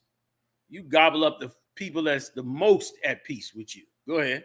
Wakan, the words of his mouth were smoother than butter. I remember when that Zelensky, y'all jump in anytime you need to. I remember when that Zelensky went to them and said that he wanted the missiles, but they said the missiles could hit Russia. They told him they'll give him the missiles and rockets, but the rockets can't reach Russia. They said, we ain't gonna give you that. They ain't give him the missiles. You know why? Because they respect Russia. They respect. They talking all that on the news. Oh, Putin, he's crazy, and we don't know what happened to him during the COVID. yada, yada, yada, yada, yada. You ain't running up in him. Yeah. You ain't disrespecting him. You understand? You giving Zelensky them rockets and them, but you ain't disrespecting those the MiGs. Mm-hmm. You ain't doing nothing with the MiGs, brother, flying all up in that zone. You ain't doing that. You understand? The ones that said peace with this man, which our people are constantly begging to love this bastard. Get me right. I heard that they already came out with some love talk to the Buffalo shooter. They turned around and said how they want to make sure he understands that they forgive him. Yeah. They not angry at him. Mm-hmm. You understand? Like nobody on the planet does that. Mm-hmm. No one on the entire planet does that except you Negroes. Listen, supposedly you got Christianity from the white man. You came here in slavery, and that's when you got this white man's Christianity, and he doesn't even do it. Understand? He don't even do it. Yeah, that's true.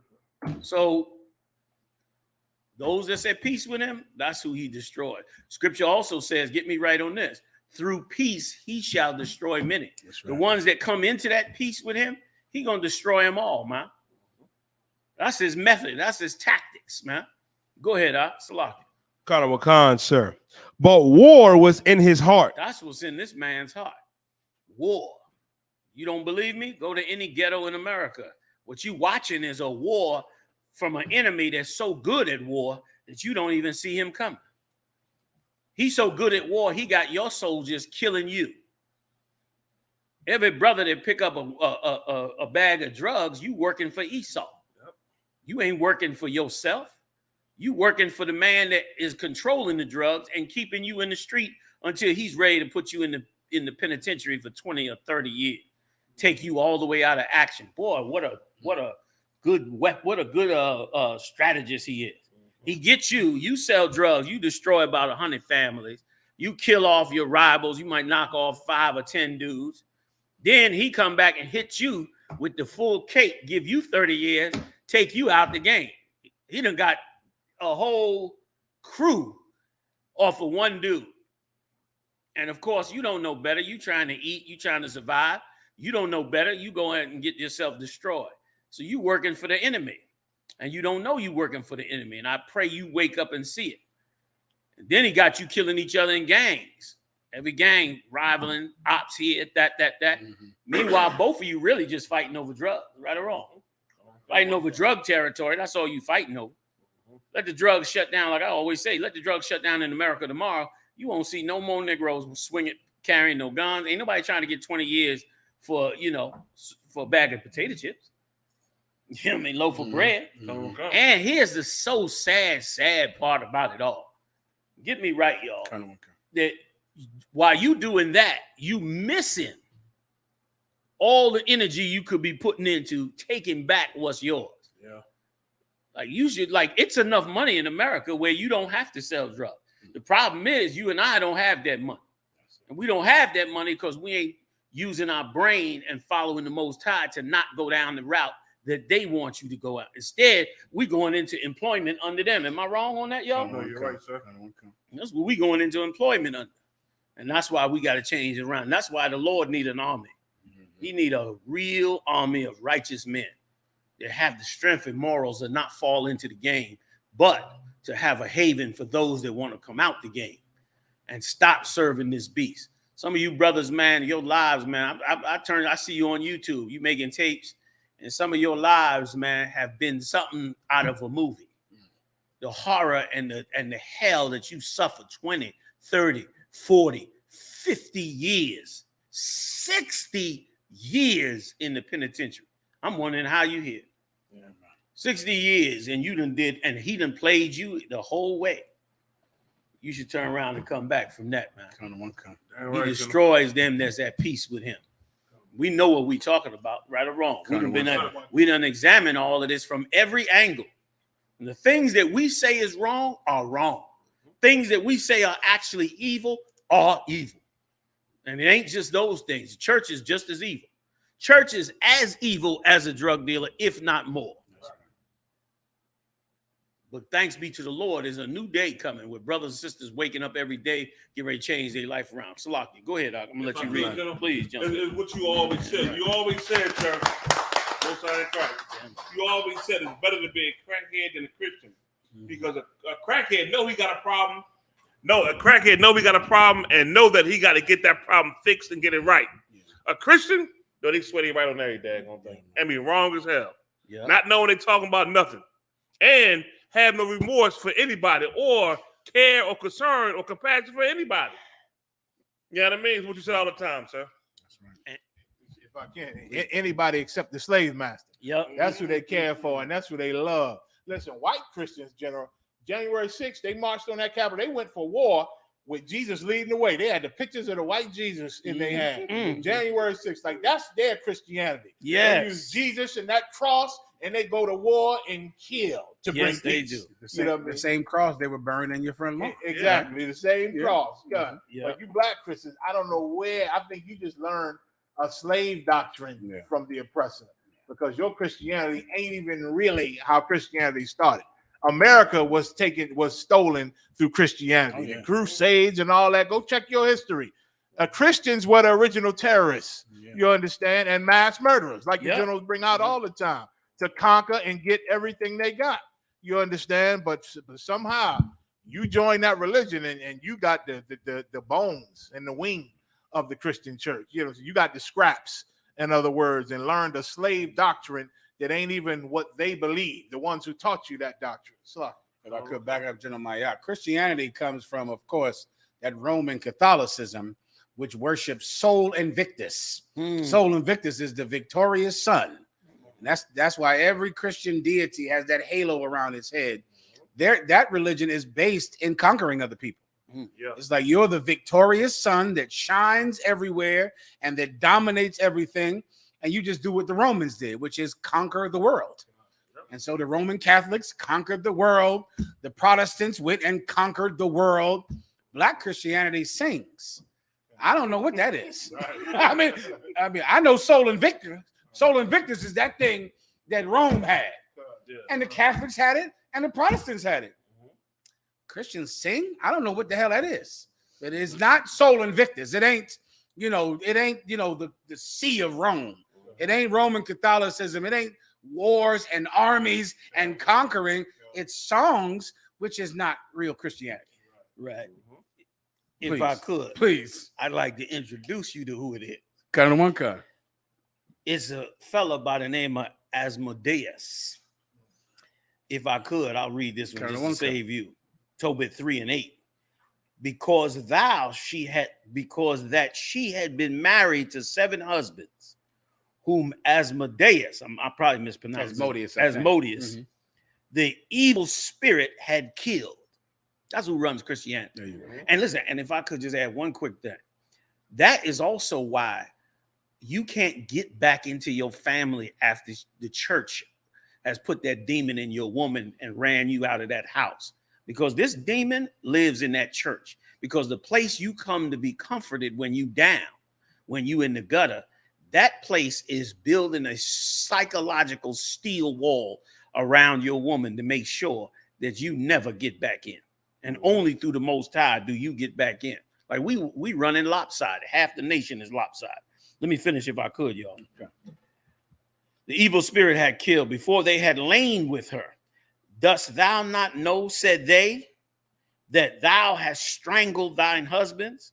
Thou hast had already 7 husbands. Neither wast thou named after any of them. Like that's your Christian woman today.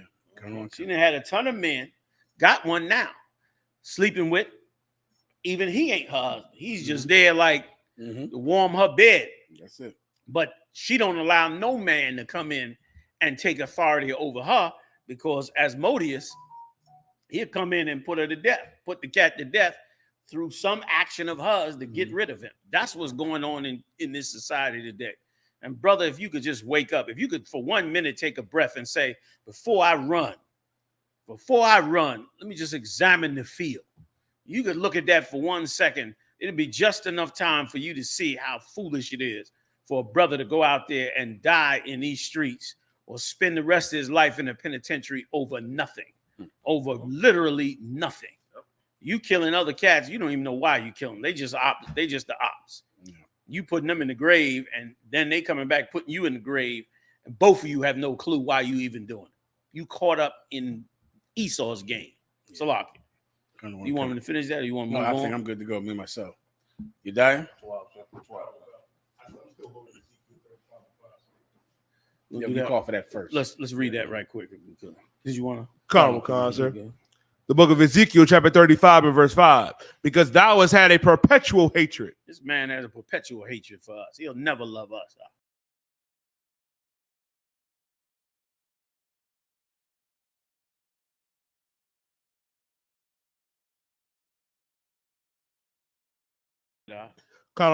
They look at us as, just like the Egyptians did, they look at us as a danger in the event of serious war. Yeah. In a serious war, they don't have to rely on us. They want to have machines they can rely on where they know it's not going to be disloyal. Go ahead, Al. Khan, sir. And has shed the blood of the children of Israel by the force of the sword in the time of their calamity. In the time of our trouble, brother. Go ahead. Khan, sir. In the time that their iniquity had an end.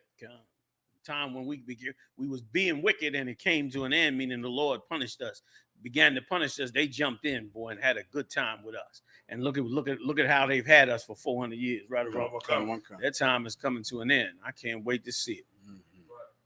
Go ahead, Al. Please, let's keep going. I don't want to steal the last one.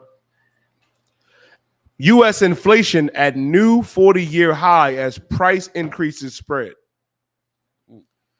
40-year high. That's going into, which is the beginning of a recession, which is the beginning of a depression. And of course, gasoline is just terrible. Sin among all the nations is gasoline.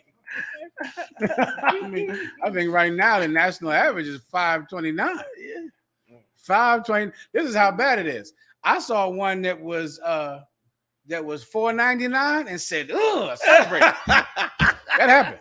I said, $4.99, most high in Christ. And I thought about it. I said, oh, damn.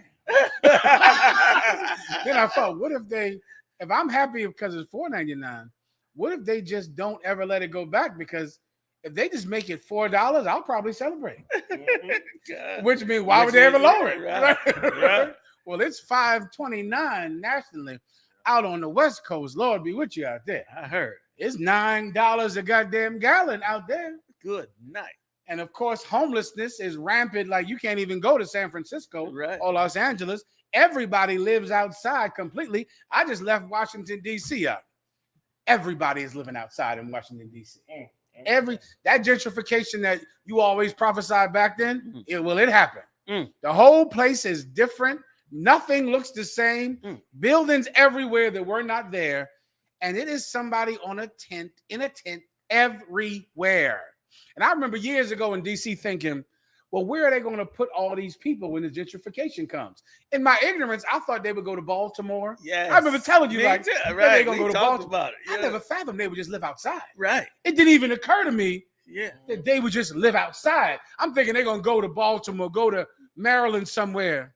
Nah, they still right there. They're at 8th and H. Yep. They live right there. That's right. It's a rows of tents at 8th and H, DC. Rows of tents everywhere. The people that lived in those homes are still there in DC. Yeah. They just stay outside. That's it. I remember, and big shout out to General Kubala. Big shout out to General Kubala Ma. I went through DC that same weekend with you.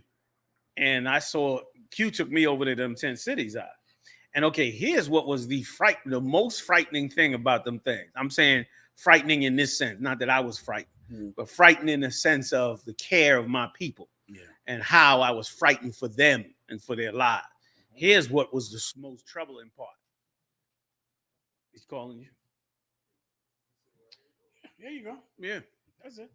So we pulled up to the light, and a brother came out in shorts, a t-shirt out of one of the tents, and he had flip-flops on. And I looked over to Quabal. I said, he got flip-flops on. Quabal looked back to me and said, yeah, he's settling in for the evening. That's his home.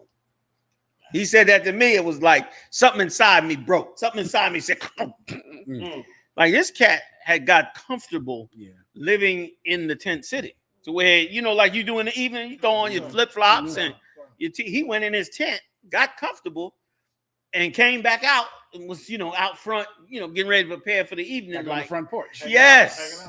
In the tent city, that's worse. That ain't mental illness.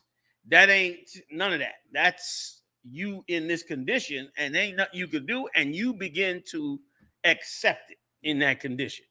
And brother, meanwhile, stupid Christian preachers and stupid Christian black women sitting in church acting like, the politicians actually love us. They actually care about us. This is the richest, most powerful country in the world. They just sent $40 billion to Zelensky, whatever this so-called Jew is, to fight the Russians. And meanwhile, they got whole tent cities. Putting all them Ukrainians in hotels, probably still in there till this day. Giving them a pass across the border. You're right. Yeah. Afghanistan's coming here getting all kind of good treatment, getting housed and everything. Yeah. Like this empire cares about what the empire cares about. We better care about us. And once again, that's why you brothers that's out there banging and slinging, you think you on top of the world are. All you got to do is turn on the first. Man, big shout out to Captain Ty Ward. Captain Ty Ward got a song. Can we make sure we play this song if we could at the end? That song he got, I think it's called First 48, but I could be wrong. But I know he plays the first 48 on the song, which is so appropriate. Like he playing it like, and all you got to do, I watched that's one of my shows, the first 48. My rib leaves the room. She's out. I go, boop, first 48. This is my shit. Because everybody's 15, 16, 18, 19 getting life sentences over nothing. Over absolutely nothing. You ain't gonna tell me about the men and women in the I.S.U.P.K. That's right, sir. You understand? You ain't gonna tell me. If I could, I went to a restaurant earlier, and I was in the restaurant, man. I said, I asked the brother to wait. I was like, what nationality are you? And he said, I'm Puerto Rican. I said, okay, yeah, man. I said, I got a lot of brothers, man, that's Puerto Rican. He looked down at my shield. He said, yeah, man, we the holy tribe of Ephraim. I said, I clicked on I popped open my Facebook like, yeah, you are. You know what I'm saying? I started showing I said, yeah, the brothers is at work. Oh yeah, that is the greatest gift that Christ could have ever given us, man, to give us back our identity. Damn, it is the road to us becoming free from this disgusting evil place. That's right. You understand? Please. If I may, so I got Captain I.S.U.P.K on the line. Oh, yes, he did say he was going to try to call. Can we get him on, y'all? Big shout out to I.S.U.P.K and Cyber Ephraim. Did a big event out there in Chicago. Please, let's get him. Can you get him in? Yes, I have. Shalom, sir. Yahweh Captain Us. Shalom, sir. Yahweh. What's going on, mighty man? Hey, nothing much, sir, man. I just want to first off applaud you and the generals for raising a brother like me from the streets of the Bronx and Puerto Rico to come up here and become mighty under y'all. I appreciate that very much. Secondly, I want to also big up to Captain I.S.U.P.K for allowing me to go down there and rock that event out with them. But also to announce this coming July 22nd, from the 21st to the 24th, the fire weekend, the Black and Brown event, the cookout. The lecture will be on the 22nd. The subject matter is about before Columbus. Me, Captain Katazan, and Officer Kazak Yad, we're gonna be doing the lecture to bringing out what we was doing before Columbus came, leading up to when Columbus came, and then after. Of course, we know the history, but because of a lot of our people don't know what the hell we was doing, except what was been the only thing we know about is what's been dictated to us. And after that, the 24th, of course, is the cookout. And just wanted to announce that too. All Black and Brown people come together on that weekend to show, what the UPK has built up in brotherhood. You know what I'm saying? And that's the main focus right there. Besides the lecture, and I just wanted to put it out there. If I may, can I do it in Spanish, sir? But yeah, go ahead. Yeah, go ahead now. Yeah, after. Go ahead. Ok, so si a ustedes que están escuchando del 1 al 24 de julio. Tenemos un evento, una lectura el 22 de julio. La tema es antes que llegó Colón, enseñando a perdón, nuestra familia lo que ocurrió antes, los días que llegó Colón y los españoles, porque muchos de nosotros no sabemos la historia, excepto lo que dictan a nosotros. Muchos de nuestros jóvenes no conocen lo que sucedió, y eso se va a divulgar ese día, que es el día 22 de julio. Aparte de eso, el día 24 vamos a tener un evento donde los morenos y los latinos unidos bajo fraternidad estamos ahí uno con otro, disfrutando música, disfrutando comida y bebida, todo bajo una fraternidad que no existe en ningún otro lado. And that's what I wanted to say to water, sir, for letting me giving me the opportunity to announce this, sir. Damn right. And if I could add something too, Yes, something, sir. General Muhammad and Captain Cesario, both of them will be out there that weekend as well, throwing it down, putting Yes, it sir. in, saying on Thursday night. Also, too, just to add to what you were saying, what everybody doesn't know is that Captain I.S.U.P.K was down in Chicago for the Puerto Rican Day Parade. And when he went out there with all the brothers and set up, the people, the Ephraimites were like curious to what all these black dudes are standing here with these Puerto Rican brothers. And then they was reading the t-shirts and the flyers, and it was confusion, because it was like some people loved it, but some people, it was like they didn't understand. What's this? It's supposed to be Puerto Rico. But then when they started breaking it down to them, then they started warming up. We'll show you how well this beast have divided us from our tribes. And that's why it was so powerful. Again, big shout out to Captain Mawakwa, the Midwest monster of mayhem, holding it down out there. Like they went in there, like once again, we fighting on other levels that everybody don't know. If you're a wise-minded brother, you should be clicking in with us on the understanding of these scriptures, because what I.S.U.P.K and them did out there, we both living in the same city.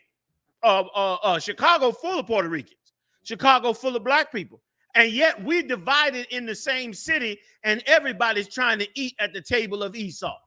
But we divided. We can't even talk hardly to one another.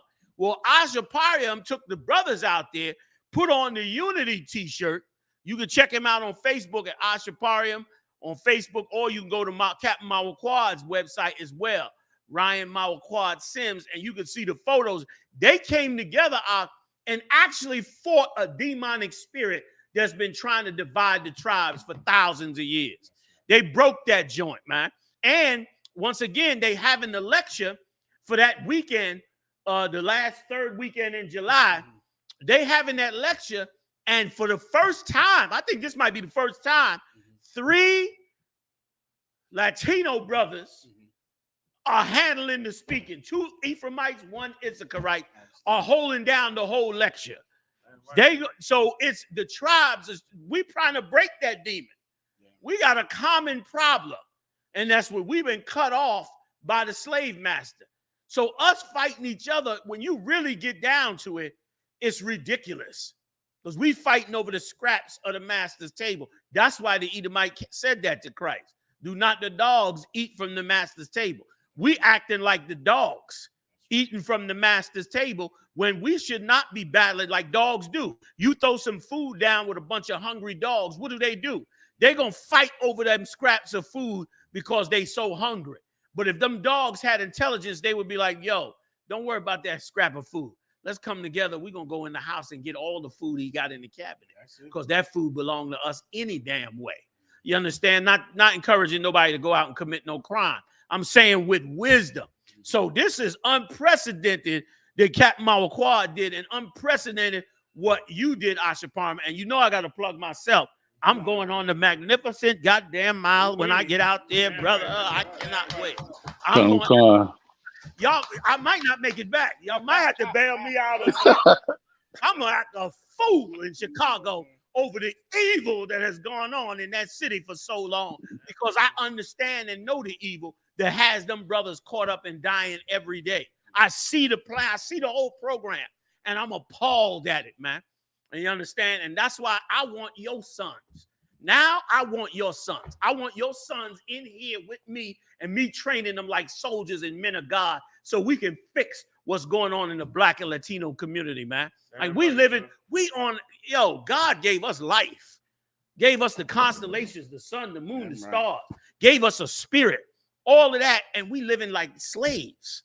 We living like low animals. We living like something in the jungle.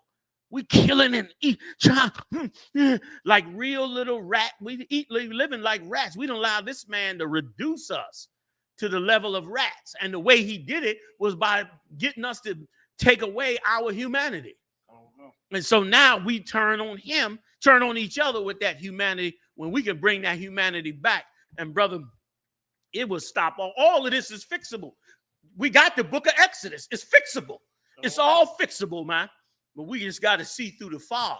And that's why, man, the I.S.U.P.K, what y'all did, Osh, what y'all did out there today at the Puerto Rican Day. Osh, you still with us? He hung up? I'm here, sir. Most on Christ. Osh, you did out there today with the Puerto Rican Day parade. Could you imagine the actual tribe of Ephraim is filled in? I'm going to say this, I'm going to get off. The actual tribe of Ephraim is filled in Chicago, and they ain't talking at all to the brothers. So much so, they have the Puerto Rican Day parade, and the brothers show up, and they acting like, what the hell are you Negroes doing here? What's going on? Until Osh, and Osh had to be like an ambassador.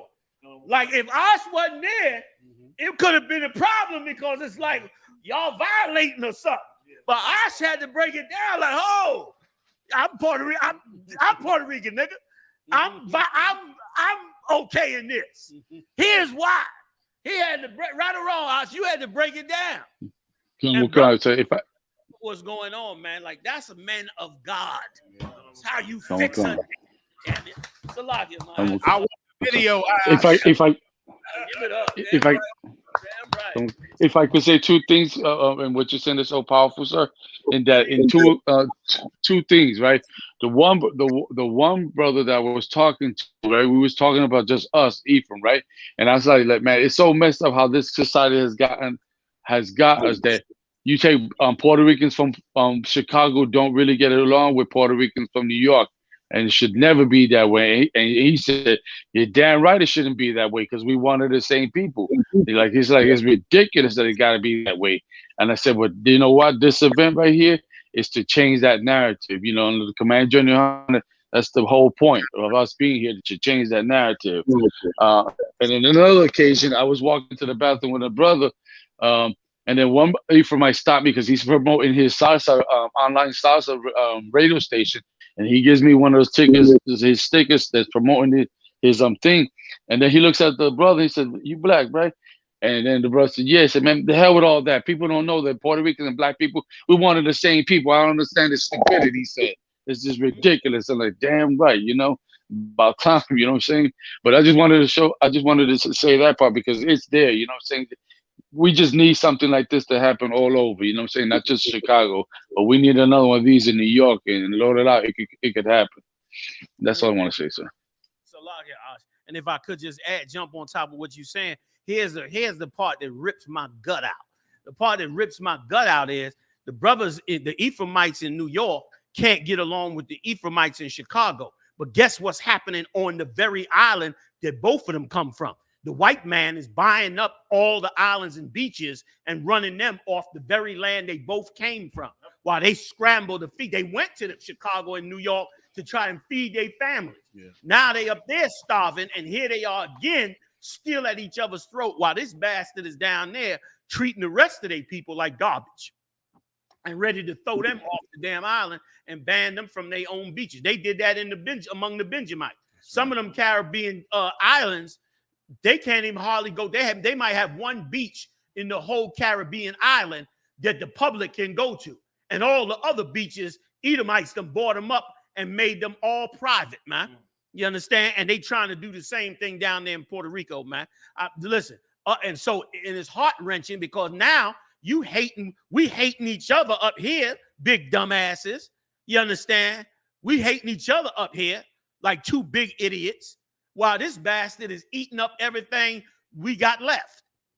You understand? And then you wonder why you got to sell that package. You got to sell Salaki. You got to sell that package because you ain't got nothing you built on, because they stole it all, because they knew how to get it from you, because they saw you divided yourself against you. Let me tell you something, man. With all love and all respect, you selling dope out there, you a sucker for the CIA. I'm gonna tell you straight up and down. You don't believe me? Go ask Freeway Ricky Ross. You understand? It ain't personal. Don't take it all in the heart. Don't get all in your emotions with it. It's your brother talking to you, man. Out of love for once to give you something that you need, something that you missed along the road, man. You slinging and banging, and they got a cell waiting for you. Let me tell you something, man. I ain't gonna say his name, but I just watched a cat that I knew, that I grew up with, that just spent 39 years in prison. He grew up in my neighborhood, and I ain't seen this cat for 39 years. All of a sudden, I'm sitting there, my back to the TV, and I got the TV on with YouTube on, but I'm working, and I hear this voice, and I turn around to the side, and I turn all the way around, and I looked at him. I had to call my people, like, yo, go turn this on. Is this who I think it is? And they came back like, yeah, that's that. And I look, and now I had to zoom in. I had to bring the screen up, like, holy, you know what I'm saying? This cat, 39 years ago, 40 years damn near ago, this cat went to the penitentiary in some kind of drug war. And here it is 39 years later, he on YouTube telling his story about all that he went through in prison for 39 years. They robbed him, man, of everything in his life, his kids, his family, everything for 40 years. And they gonna rob you too with your dumb, smart ass, with your knowing everything, stupid ass, which you know better than somebody else, dumb ass. Excuse my friend, Salagi, y'all. You understand? And only a brother that care about you will tell you the straight up truth, that they hunting you, and they so good you don't got to even see them. You don't even see them, and they hunting you, man. You understand? When you don't own anything. And the other heathens, they just picking the bones. The East Indians, the Arabs, the so-called Jew, the Africans. Oh, we'll take the bones, master. Yeah, go kill them. We'll take the bones. And they taking the bones. What's the bones? Your mama need now a son to move her groceries. They got to pay him. Your mama need, a supermarket in her neighborhood. They got to pay him. Your mama's utilities, she got to pay them. Your mama need a place to stay. She got to pay them. You know why? Because you in a cage. You know why? Because they played you first. And now your mama and your daughter and your sisters and your brother, they all got to suffer, man. They all got to suffer while they done already destroyed you and had you destroy other cats, man. Wake up. Use your goddamn brain, man. Because once they put you in that cage, ain't no bringing you back. Brown and black and brown. I'm saying for that period of time. Brown and black got to come together. So once again, I can't say it enough. You crushing a demonic spirit out that done lived unchallenged. The spirit that kept us divided, black and brown hating each other, that shit ain't never been divided. It had never been challenged. Had one little challenge in the 60s when black and brown was trying to come together. They locked all the Puerto Ricans up, gave them all 100 years. They had to get a pardon from Clinton to get them the hell out. That's how long they had been in there. You understand? And Clinton was what, the 80s, the 90s, late 80s, early 90s. So they had done 30, 40 years, and they had to get him to get the pardon to get them brothers out because they had come together. But of course, they didn't know what we know now. So they made a few unstrategic moves and put some people in harm's way. But now we know a lot better. And so by you challenging in this is spiritual, man, on another level. No, none of them want this. They don't want this. They fear this. Like the scripture said, they stood upon their feet. You understand? Christ is the greatest strategist that ever walked the face of the earth. You understand? Right, Joe. He said he's going to bring them two sticks together and make them one, and they're going to be a force to reckon with. I'm getting up off it. Salah. Damn right. Okay. Yeah. So anyway, that was it, sir. I appreciate it. Appreciate you, Cap. Ashaparim out of DC, man. Check him out. Also, too, so y'all know, last point, we got a lot of Latino brothers and sisters that watch this channel. We got a lot of them that watch this channel coming out of Mexico, Central America, South America. This show is translated into Spanish. And they watching it down there, brother, in all the tribes. Sure. They ain't just up here. All the tribes watching this show. When you go check out our stats, you see that a lot of tribes is watching this show. And they're going to wake up. We need every tribe. Every tribe is needed in this game for us to get right. And it is a game. And the game is about who's going to rule the kingdom of heaven. Right, and it will be Christ and his 12, nobody else. Listen, man, I'm going to tell you straight up, pay your tithe. Support this truth. Y'all done broke my heart. I had to cut back on, I spends on this nation. Muhammad come at me every week. He think I'm just a spendaholic. I'm telling you, I love this nation. I do everything. You understand? I'll empty the treasuries if I could, but they won't let me do them all. So they won't give me the key. So, but what I can do, I do. So you spend some money. Pay your tithes, man, and support this truth. Go to ISUPK.com, hit us with a donation, and support this truth. Pay 10% of your earnings, man. And go look for us. Any announcements? Anybody I need to bring out? Canada. Oh, big shout out to Canada. Coming up when? Next Friday. Next Friday. Not this Friday. 2 weeks from now. Canada. I'm trying to go up there with General Muhammad. I don't know. He's all right. Yeah, we're going to make it happen. General Muhammad will definitely be there. I'm trying to come with him. All right. Up to Canada, man. Trying to get up out of here, man. Hit the Canada camp. Toronto, Canada, man. Be 2 weeks. Muhammad will be throwing it down, doing this Thursday night thing, crushing all lies like he always do. Camp too. And camp too. Oh my goodness. Ooh, I need some of that. You understand? So that'll be going on in 2 weeks. Again, Fire Weekend, July 24th through the 26th, something like that. 21st to the 24th in Chicago. Captain Mao Quad, Midwest Monster of Mayhem, holding it down. Also, big shout out to DeBar Moth, just touched down in Milwaukee, about to get that camp up and running. Who else broke camp this week? There was a few camp breaks this week, wasn't it? San Diego. Big shout out to San Diego. Is that Quan Wall? San Diego. Who's holding down San Diego? Godal Hawk. Big shout out to Godal Hawk. Badass cat out. Yeah. Godal Hawk, brother. When we went out there and got with Godal Hawk on that West Coast, brother, it was starving for Israel. Like we got out on that West Coast, it was like a desert out there. Does Israel live? Godal Hawk came out the thicket like I'm here, hell, you know what I mean? And put his thing down and ain't never lifted up off that thing, man. And since then, Kwame Allen broke out. Now San Diego. Kwame Allen them is up there in Northern California. Where they at specifically? That's Oakland. Oakland, California. They breaking out, man. Listen, hold ground, man. This is spiritual. The whole nation of Israel is coming our way. And we're going to be there to receive them and show them and give them the guidance they want. The Lord is going to make it happen, not us. But the Most High is going to make it happen. Also, too, big shout out to Yagar Wap and my man, my son, my baby. I.S.U.P.K War. Big shout out to them out there, man, holding it down out there in Oklahoma City. Big shout out to him. Who else? Somebody else broke ground today, this week. Nobody else? I can't recall. Let's leave it alone. So with that, one big shout out to the heavy hitters in the building. General Muhammad. Give it up. General Mayat. Give it up. General Hazayan. Give it up. Big shout out to Marah, consistent as hell, man, with his team. Yadiah, Ibad, got your Y up in the building, man. Hey, join us 3 times a week, Monday, Wednesday, and Saturday, 9 p.m. live. Big shout out to Mashak Mayan too, man. Holding down Saturday night. I'm going to get y'all out of here.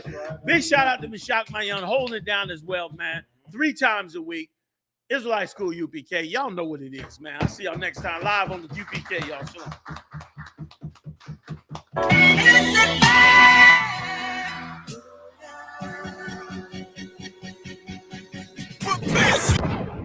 Stop Shalom, Israel. I'm Captain LeBron, the Israelite school of the camp, the commander GEN.YAHANNA, inviting all black and native Indians out to the 5th annual Fire Weekend. Shalom, Israel.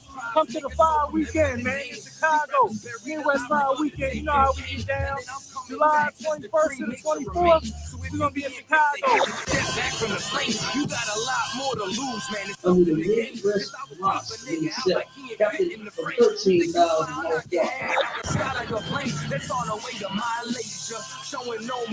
July 21st, we got 12 children of Ukraine with the scripture breakdown class,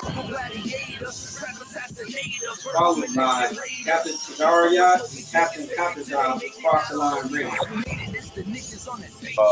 You know what I'm saying? We got the Banshee Festival coming back. We got the election coming. We're going to kick off the election with Captain I.S.U.P.K, Captain Kadazar, and Kazak Yad. It's going to be called Fort Columbus Camp. On the 24th of July, we're going to be doing the Black and Brown Unity Cookout. Shalom, Israel, to all my blacks, Hispanics, and Native Indians. From July 21st through the 24th, we're going to be holding the Midwest Fire Weekend. On July 21st, we hold a scripture breakdown with none other than 12 Shield General Muhammad from 6 p.m. to 8 p.m., followed by Cross the Line Radio. On July 22nd, we're going to be having camp on the Magnificent Mile from 11 a.m. to 5 p.m. And guess what? Commanding General Yohanna will be speaking at 3 p.m. We're going to be located at 401 North Michigan Avenue, Chicago, Illinois. After that, we're going to have the Before Columbus Came lecture from 6 p.m. to 9:30 p.m. located on 9909 Roosevelt Road, Suite 100. On July 23rd, you can catch us at the Bantu Festival from 10 a.m. to 10 p.m. We're going to be located at 1130 Midway Place Science Park, Chicago, Illinois. And then last but not least, we're going to be having the Black and Brown Unity Cookout from 12 p.m. to 8 p.m. located at Douglas Park, 1200 West 12th Place. For more information, call 708-299-5821. Again, 708-299-5821. Also, if you would like to help out and support this troop and brotherhood, go to the Midwest Fire Weekend Black and Brown GoFundMe account and make a generous donation.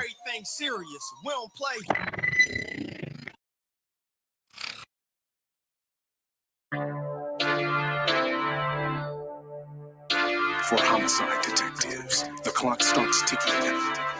The moment they are called, their chance of solving a murder is cut in half if they don't get a lead within the first 48 hours. I do anything to keep my brother safe. I'm putting food on my daughter's plate.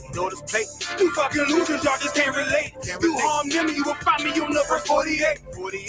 You will find me on the first 48. Find me on the first 48.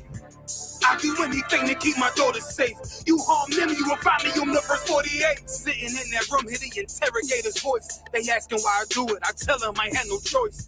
Couldn't take a threat or a risk to my family, so throw the book at me. I take them charges happily. Ain't no need for no polygraph, so forensics. I put that fucker in a body bag, I'll admit it. Fuck a sentence or the jury that will convict me. They don't understand, it's my family, they represent me. So for them, I risk my freedom, roll the dice. I ain't got much more for you crackers. Go ahead and give me life. You don't know what it's like. For the people that you love, they ain't there to give salutes. They ain't there to give you hugs. The same that done pull me from the dirt and from the mud is gone because of who? Y'all rather shed your blood. My brother's kids like my other kids. If you touch them, fuck around, get another bid. Plus 10. Put me in the Supermax.